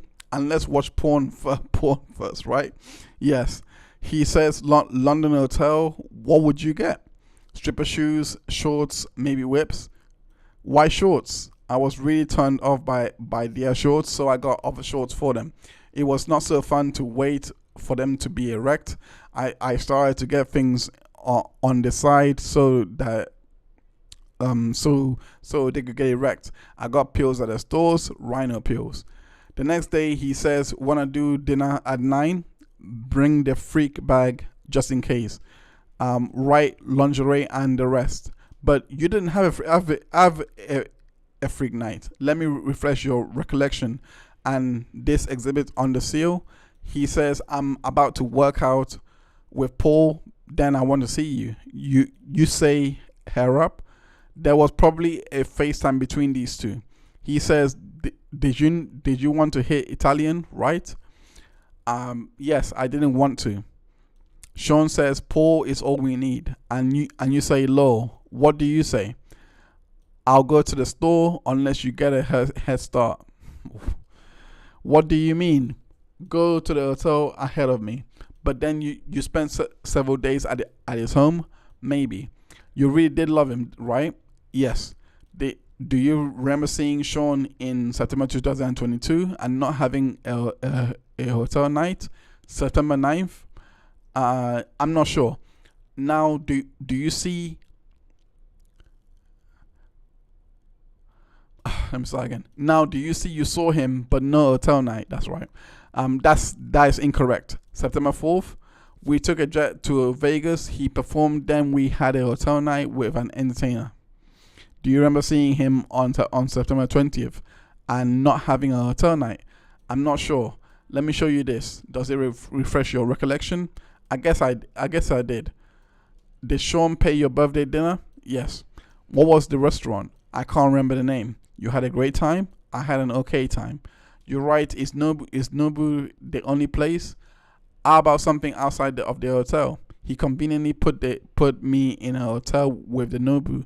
I suggested Papi Steaks. That's a nice restaurant in Miami. So I've heard. Valentine's Day, the year before he was in a different country, you wrote, "Get your ass back from that island," right? Oh, wow, this is bad. Yes. Then at Nobu Hotel, you accepted it. I would say I went along with it. You said accepted. My stuttering was trying to find the right word for the pressure I felt. You mean agitation? Yes. You said he gave you your birthday gift, a necklace. Yes. Did you take this photo? Yes. On the seal. It was a Van Cleef necklace. Yes. What is Van Cleef? A jewelry brand that is high-end. In that photo, I had already taken drugs. Any time of affection made me smile. You took a mirror selfie? Unfortunately, yes. Sean gave the entertainer a condom that night? Yes. Are these your texts with Cabral? I was high. It was 2:40 in the morning. UCT time, right? Yes. So it was a night. So it was night East Coast time. Yes. You invited Cabral for the next day, but the ecstasy would have worn off by then, right? In these nights, I repeatedly took ecstasy. You say you will book his travel for the next day, right? Yes.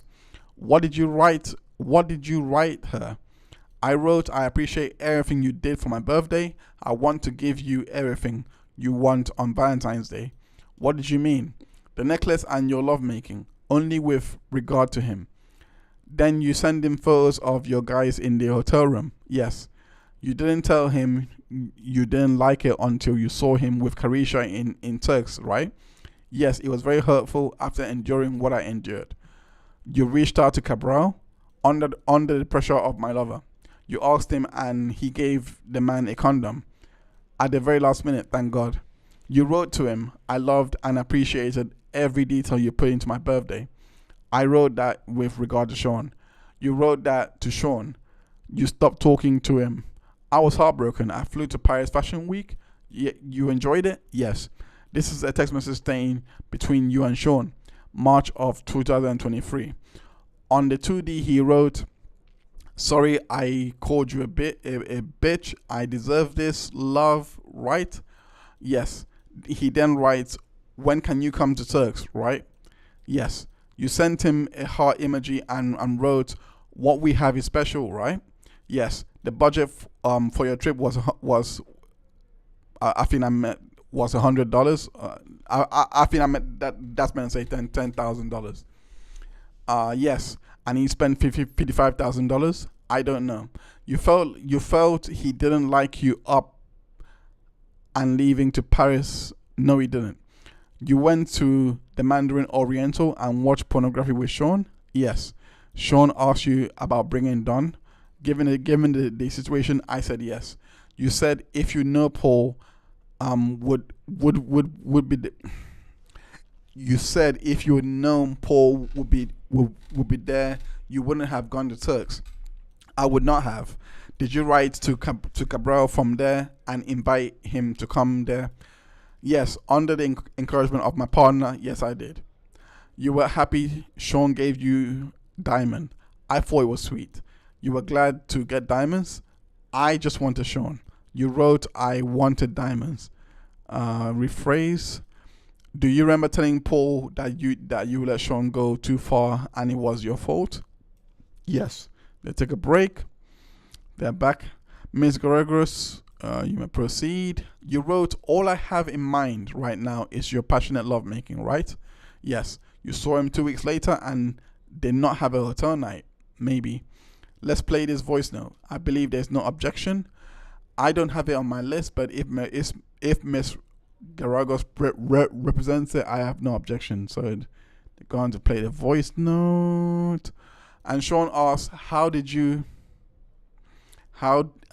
know there aren't cameras in the Airbnb, right?" Yes, I wrote, "They could be covered by security. We'll just see it's our anniversary, and we want to cover them to feel comfortable." What did you write to Sean? "You make my child so happy. I love you. Take as much time as you need. I do remember. Are you ready?" Yes. in this, where are you? Hotel night 3136 is sealed. The says, and this 3152, is it a message after the hotel night saying I love living in the moment with you? It was our little party, rosé, whatever we were saying. Is that a moon emoji? So they approach because of this, and I don't think they focus on that question anymore. Jane jumping ahead, DX3171. Is this a message chain between you and Mr. Combs? August 9th, 2023. Yes, Mr. Combs, movie night of the charts. You say you agree, right? Yes. Then the All-Star night cancelled by the hurricane, right? Yes. Then you heard Mr. Combs on a podcast in Croatia where he said he had sex on the yacht trip. You said he lied to you. It hurt my feelings. You proposed Zero Bond or Casa Cipriani. Are these two private clubs in New York? Yes. But you end up going to a lounge, right? Yes. And after you rejected the new entertainer for lack of commentary, you called Cabral, right? Yes. And you said that you were high that night and felt freer. You let Cabral do things you usually didn't. Yes. And then you wrote to Mr. Combs, I love you so much. I did. You spoke about the sobriety party. You resented him for it, right? Yes. You wanted to break up with him after you saw him with Gina. There were so many times I wanted to break up with him. You were in an Equinox parking lot and you tried to break up with him, right? Yes. Let me play you a voice, an audio recording. We are both tripping. Jane voice. We need to pick each other up. No incidents that night, right? But it was after that video in Cassie's lawsuit was made public. Yes. Before that, would Mr. Combs write Cassie love letters while with you? I'm not sure. Oh, I remember. So they're talking about. I think they're done. They were done for the day based on this. So that was all for Jane Doe. And day 22, we're gonna speed this up because I'm running out of time. But yeah, like I'm only gonna cover Jane Doe's testimony today because that's what I don't want to make this podcast too long. I want to make them as quick and informative as possible. But yeah, let's move on. Let's continue. Good morning. Let's look at your messages where you said, I feel as your lover. I wanted to please you. Push through. What you really wanted was the cuddle with Mr. Combs. Our intimate time. Tell me about the mobile TV you got him. It was an LG cordless. You can move it around and see your movies on it. Yes. After Cassie's lawsuit went public, how were things? I came to find out that another woman had the same experiences I had. I put out that energy on him, and he was already down. So resentment, everything was hard. A hard month? Yes. Let's play the voice note. Sean says, I don't want to be in a relationship like this. I don't want to make anyone feel like this. Let's end this cycle so you don't feel like I wasted your life. I was hoping that they'll get to this as well, because as much as she has established that she was all lovey-dovey, this was what Tenny Garagos was lacking, because I was actually hoping she would show more messages by Sean to basically say he's being loving here, he's being loving here, he's being loving here. But at least with this, you can maybe the jurors can infer at least he's being caring. But in the midst of the fact that this is all in regards to Cassie, it might be difficult for some of them to digest, in my opinion. Are there more messages like this? Yes. Did Sean often say to you, I'm a solutions person, I just want solutions? Yes. You wrote, I took on a lot in these rooms, please don't discredit me. And he wrote, never discredit you. Yes.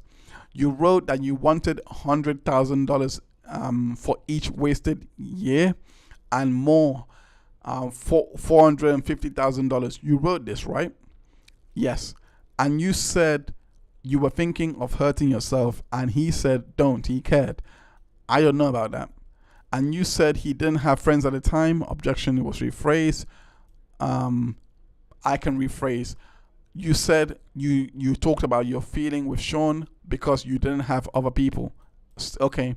Sean still paid your rent? Yes. The $9,000 from Bear, you had known him from your modeling days? Yes. Did you have work to do for the $9,000? No. The rapper you mentioned, he was close with Mr. Combs? Yes. Video was playing without sound. This rapper, they would record together. He is also an icon in the music industry. Wow. Yes. You went, I can guess who that is. You went to the birthday with the rapper's wife or girlfriend. Did you know Anton traveled with them? Yes. And Mr. Combs knew? Yes. When Anton was having sex with the woman, how many people were in the room? 7 or 8 just watching. That's just this guy. You guys are cocks everywhere, man. The rapper was flirting with you? Yes. You flashed your breast in to the room. Who asked you to? It was just the moment. Oh, this is giving the idea. This is looking more like it was just the lifestyle that she enjoyed. What did the rapper say to you? That he had always wanted to blank me. So he had a crush on you? Yes. How did you bring up the Cabral? They asked if I knew anyone else in the lifestyle. I said yes. At the time, I thought Cabral as a safe and confidential person. That was for the rapper and his partner. Yes. How did they know to ask you? Maybe they just picked up the energy or heard that Sean and I were into the lifestyle. You flew to Miami around the time of your birthday. Yes. He set up a grandiose birthday for you. Yes. There were candles on the walkway. It was very romantic. His heart was beating. Well, was your heart beating as well? Yes, I was just about to say that. It's all painted pink and silver. A 5-course dinner. What I wanted from my lover. No ecstasy at the dinner? No, none. Afterward, you took a pill and he took a pill and Don came over. Yes, I star one. You said you were willing to have sex with Don because of the birthday party? Yes, it was nice. This is between you and Paul Arthur, in which you asked, do you have plans for Valentine's Day? Right. You said you wanted to see Paul as a person? Yes. You said after Cassie's lawsuit, you saw changes in Sean? Yes. You said Sean would write to you, I'm single, I'm polyamorous, and that hurt you? Yes. After the lawsuit, he went to saying, we're in a relationship, you are my girlfriend. That meant a lot to you. It did. When you saw the video of Mr. Combs laying hands on Cassie, you felt sick. I did. That's not the man that you knew, right? Right. A sidebar had. You remained in contact with Mr. Combs after the video. Yes. You stayed in Miami with him for a few days, then left. I did. He flew to LA in June with his children. Yes. Further say, Mr. Combs posted about his road trip with his children on social media. Yes. This is a photo of how you set up the house. Some set up by you, some by Jonathan. Yes. And this is a big bottle of Clicquot. Yes. And this is a photo of the patio, right? Yes. You were drinking champagne? Yes. Now it's 8:30 p.m. Already dark outside. Tequila shots, but no ecstasy yet. Right? Right. Jonathan brought the candles? Yes. Play the video. Half an hour later, you were fighting, right? Yes. You testified you called him a pedophile, even though you knew she was not underage, right? Right. And you pushed his head into the counter. I did. You had never had you had never had a physical altercation with him, right? I had not. You pushed him. You pushed medium hard. Yes. And you threw a candle at him. Yes.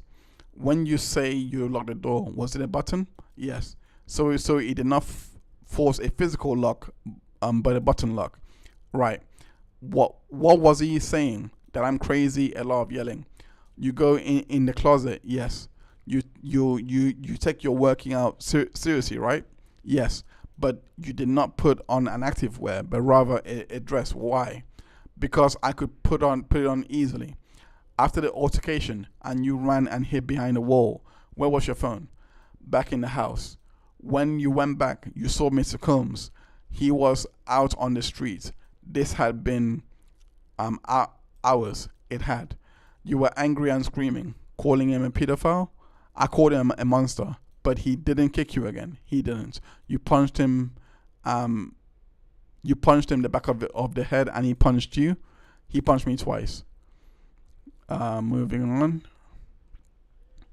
So he says, while you fought Mr. Combs, while you fought Mr. Combs was yelling, you are trying to get me to never see my kids again, right? Yes. You said he was dragging you by your hair, right? Yes. I was telling him to stop.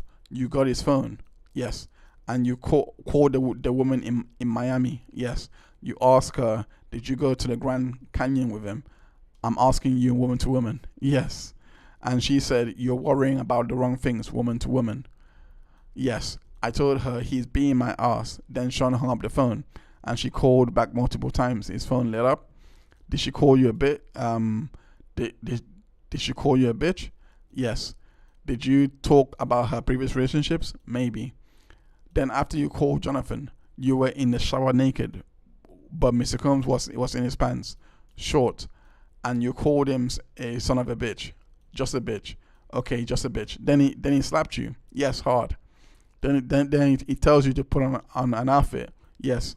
And he grabs your phone. He went into the messages and said hi to Anton in a text thread. It's about the night in January you sent to Las Vegas. Yes. How far is it from your home in the gated community to the gate? A minute or two. So like half a mile. Yes, I drove and let Anton in. Champagne and tequila, but still no drugs. Right. You and Sean go into the bedroom. You told him, and you went to Vegas. Yes. You told him you flashed your breasts. Not then. You told him you referred to Cabral to the other rapper. Not yet. Did Mr. Combs tell at your how could you go to another man's freak off? Yes, he yelled that. Then you say Sean told you go out and fuck him and F him, and you said no. I said no. Then he pushed a pill in my face, but you didn't have sex with Anton. Not that kind of sex. You gave Anton oral sex. Yes. Then Sean dismissed him. You told Anton you'll send money later. I did. This was the first time you didn't have an intimate with your partner after the entire left. Yes. And he said again, I can't believe you went to another man's freak off. Yes. Talking about a rapper. Yes. He just kept saying, how could you have gone to another rapper's freak off? Yes. After that, you called and texted each other. Yes. You went to see him and broke up. We had 8 or 9 hours of breakup conversation. You saw him traveling with another woman in Wyoming and it upset you. I was at home with a black eye. You hadn't forced intercourse with Anton. It was forced oral sex. I don't think that's a good answer. Play a video, not for the public to hear. Play the video. I'll read his response. Mr. Combs says, I'm not going to belittle myself for someone named Bear or for my friend. That means the rapper, right? Yes. Mr. Combs wrote, sorry, I didn't take you on trips. I was tripping. The baby daddy, you and KK would have talked yourself into paranoia. You didn't get along with KK. I didn't. Put the headphones on play. They played. Pause there. You bring up OnlyFans there. You've been on it 4 or 5 times, earning well, right? Yes. You asked you asked him why he couldn't balance it. Hotel nights and private travel, right? Right. You wrote that the other girls just pressure you for more trips, and I didn't. I just want to know where I went wrong. Mr. Combs said, that is my friend. I was okay where we should stop. Now press play and stop. You said we broke up. I went to one party, not with the rapper, but with my friend. You wrote, I didn't even have anything postable. You meant Instagram. I did. You wrote about your child's father. You said, I'm in my late 30s. I don't have time. Play more video.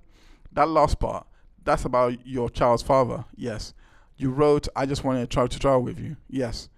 You sent the clown emoji and said, if effed more, I could have gone on trips. Then you went to Miami and stayed in the Four Seasons. You chose that hotel, right? Yes. You took drugs and laughed and danced. Yes. You were finally getting the princess treatment you wanted. Yes. Then you told Mr. Combs that you really miss Paul. I had taken ecstasy, but I did miss Paul. You called Paul and he came in a few days. You were at 2-Star, yes, and it felt good. A love fest, yes. On June 1st of this year, you had a new memory of Mr. Combs splashing water on you, right? If I may explain, did you tell the government that on June 1st? Yes.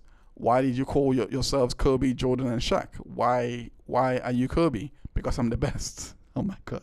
And why is he Jordan? Because he's the best. And this about Pamela Anderson melons. What did you say? I wrote, you're definitely my Michael Jordan and I am Kobe. Detox weekend. You say, good morning, handsome. And he says, can you please find a therapist? Yes, we loved each other, but there was toxic stuff. But it ended on a positive note. Yes, it did. No further questions. So there was redirect here. I'm just going to go through that really quickly. On redirect, it says G101, page 6 and 7, pull them up. Can we zoom in? What did Sean write to Paul? He wrote, I'm going to need you to persuade you. Had you seen this before? No. What did you write to Paul about Turks?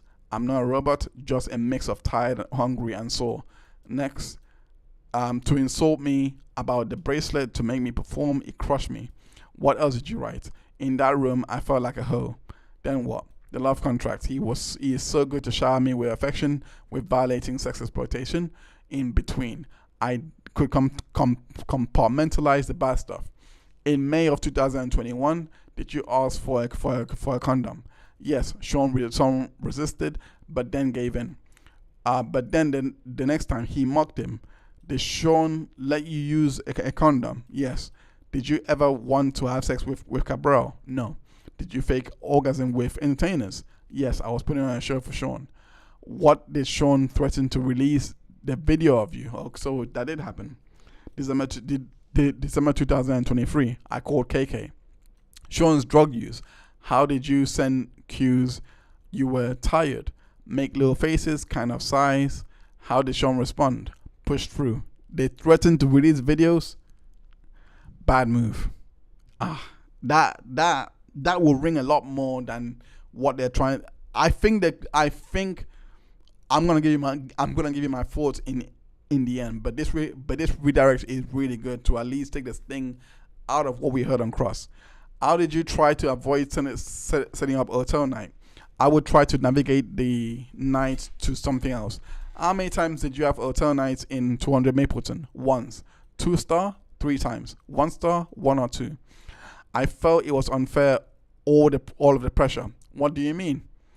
Those nights with other men, she was sobbing. I was asking, why do I have to break my boundaries and still you treat me like this? Was this sex? The all-star fantasy play? What did you send Sean? A photo of my bloody tampon. What did you write? I got childcare and said, you pick, then everything left. I said, I just got my period. I handled first school week. In 2023, did you become more vocal about wanting to stop hotel night? Yes. He started to paying my rent. I had to maintain my livelihood. My partner was in charge now. By the sobriety, how many times did he threaten your rent? Many times. That time after he threw up, what did Sean do? He told me to go back out there and have sex with another man. Oh. Was Sean affectionate with you when Anton was in your home? No, Sean was evil. When did Sean say when he gave you the Exetapil? He said, you're not going to ruin my night. Go suck some dick. Go F him. Something. How long before that he had put you in a chokehold? Objection is sustained.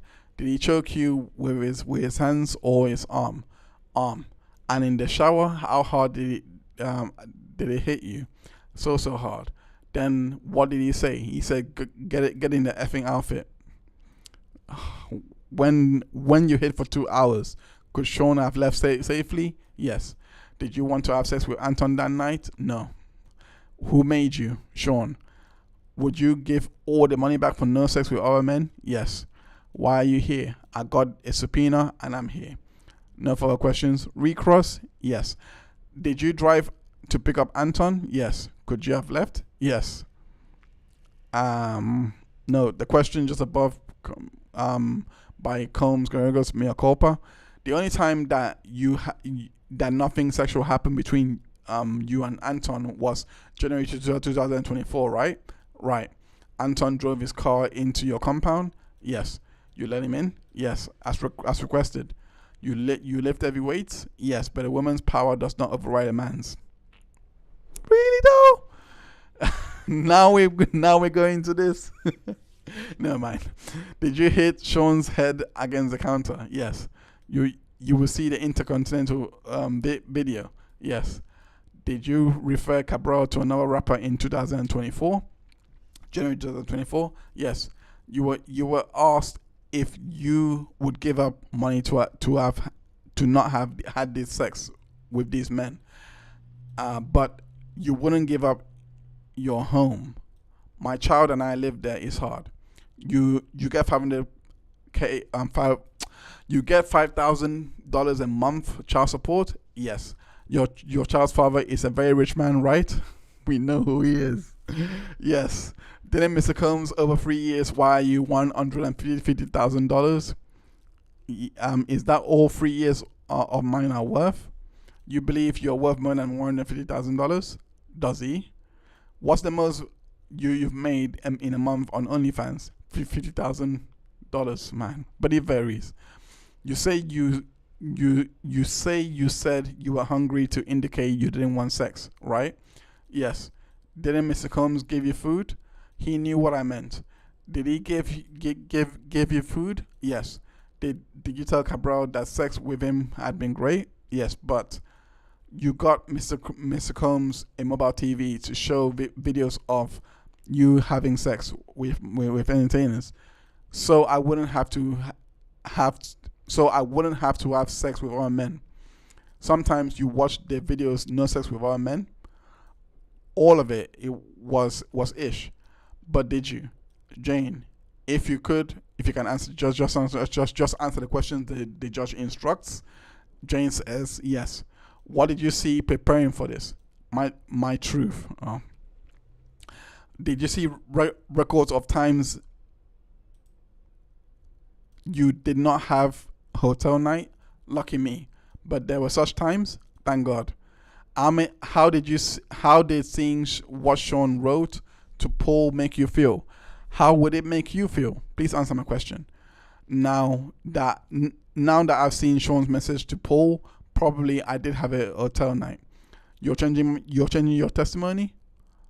We didn't get the answer, but she says no further question. Redirect.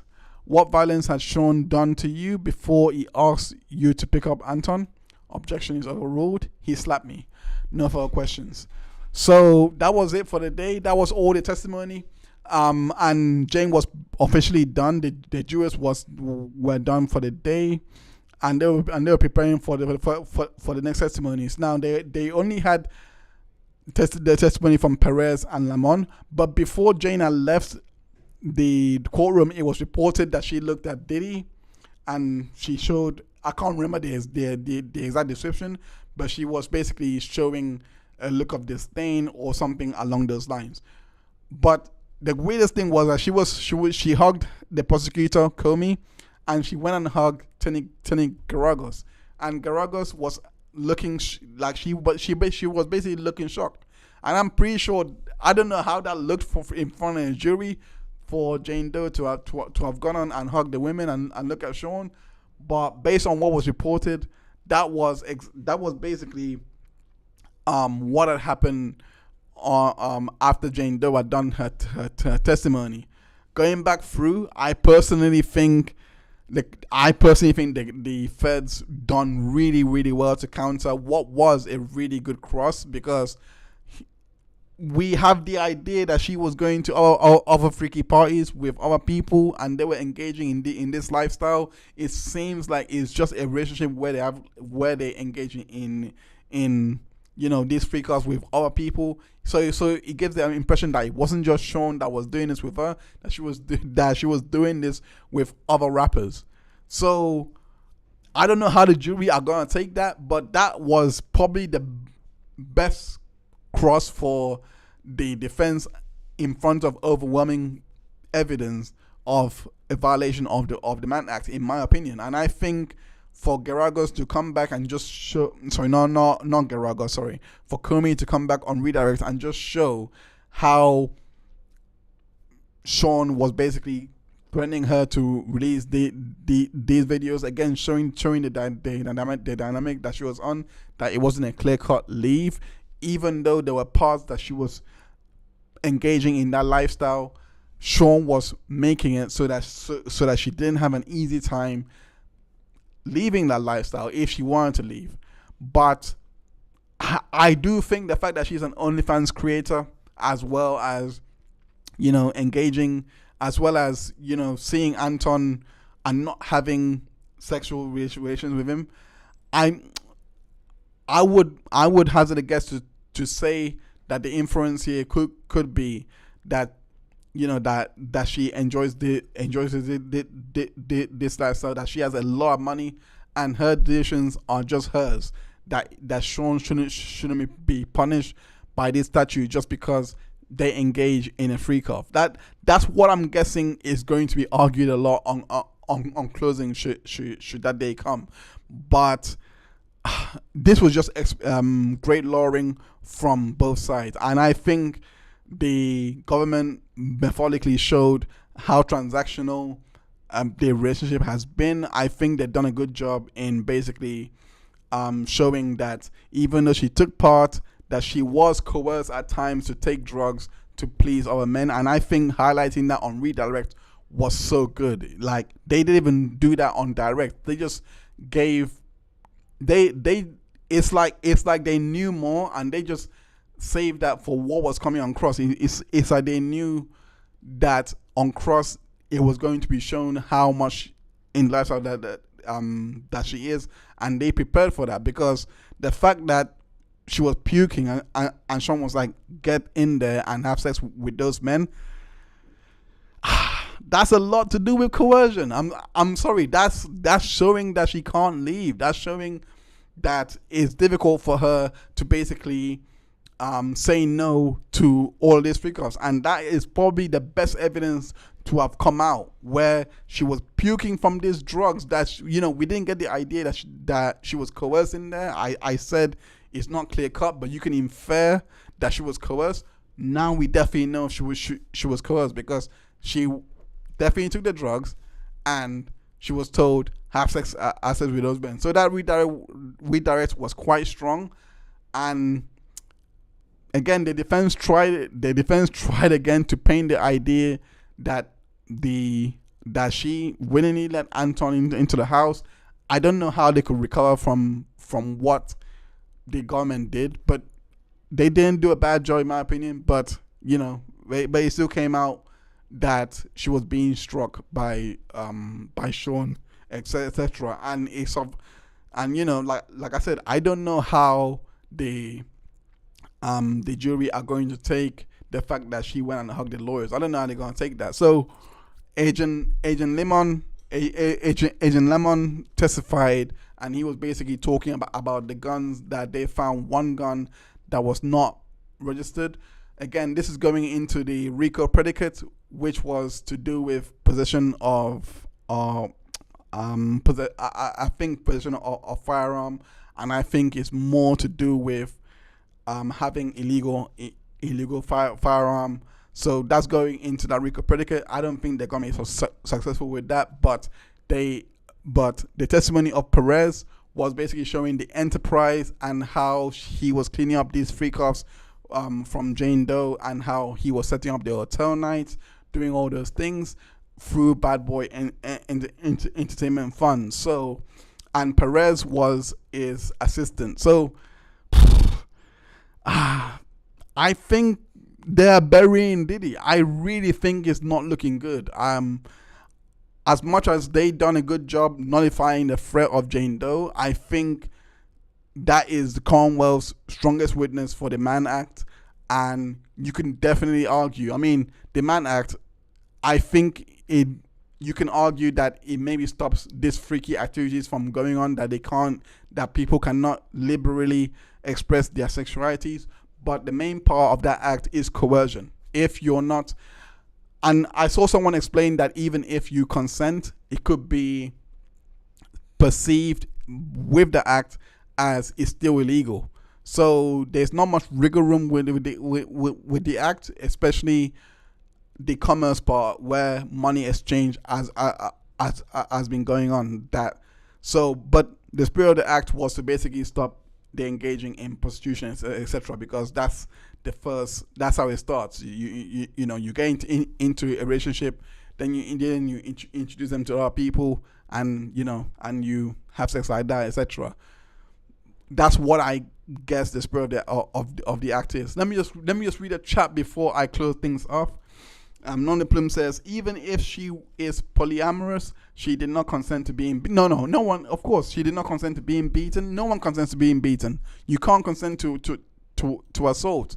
So that's a good point to highlight, and I think it's because the reason why I say the assault is not really a big factor in this relationship is because assault, they have their own separate statutes, domestic violence, all those things. Like, this definitely falls under the category of domestic violence, but with the Mann Act, with sex trafficking and all of that, it doesn't. Like, it's mainly disregarded unless you can create an impression that they are using this to basically coerce and get them to engage in a freak off. And I think what they done on Redirect to basically show that he was hitting her and to have sex with Anton and Don, even when she was puking, things like that, instances like that, you can argue, yes, that goes more into the Mann Act rather than assault. So the fact that he was assaulting her to go and have sex with our people. So I think that's when it becomes relevant. On isolated cases, when Diddy was dragging her by the hair in the shower and all of that, the black eye in the shower and all that, I think that's going to be disregarded because, he doesn't really give the impression that a freak off was happening. They may use it to say this is how he was having control over her, but how strong is that going to be when they read the jury instructions on how they're supposed to decide this case? I think the fact that that he was beating her to basically have sex with these men, I think that's a stronger use of the assault, in my opinion. Nominee Plum says, does the Mann Act also cover trafficking of men? Yeah. I mean, if you can show it, but yeah, I think it is not. It's based on the wording from what I read is gender neutral, so there is nothing really to basically suggest that if a man was going through this, that they wouldn't be covered by the Mann Act. So there is nothing to basically that basically suggests that. So if a man was going through this,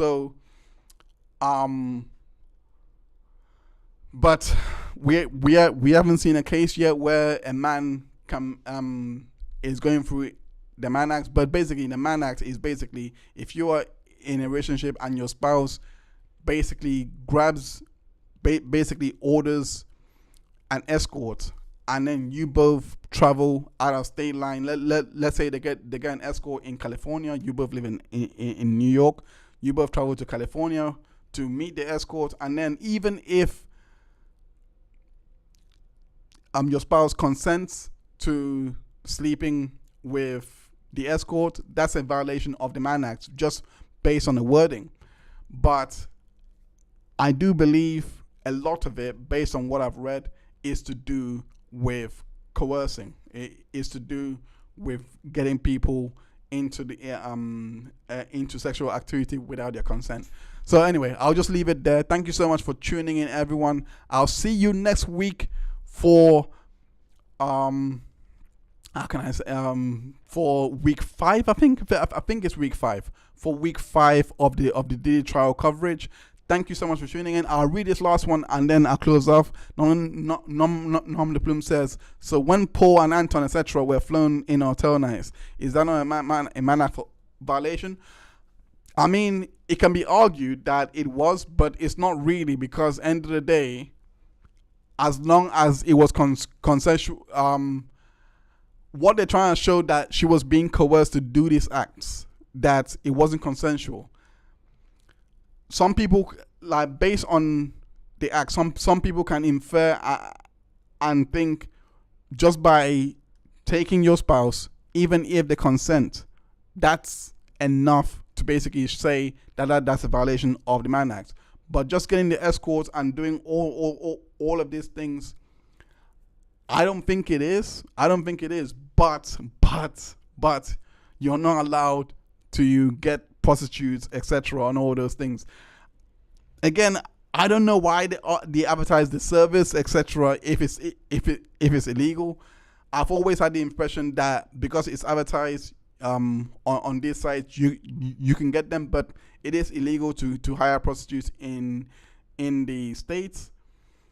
So these escorts, because they're having sex and it's exchanged for money, that's where the violation for the Mann Act is. So based on what you said here, Paul and Anton being flown into a hotel, the fact that they had money switch over, I think that's where the violation is. So the next part, I believe, is the coercion.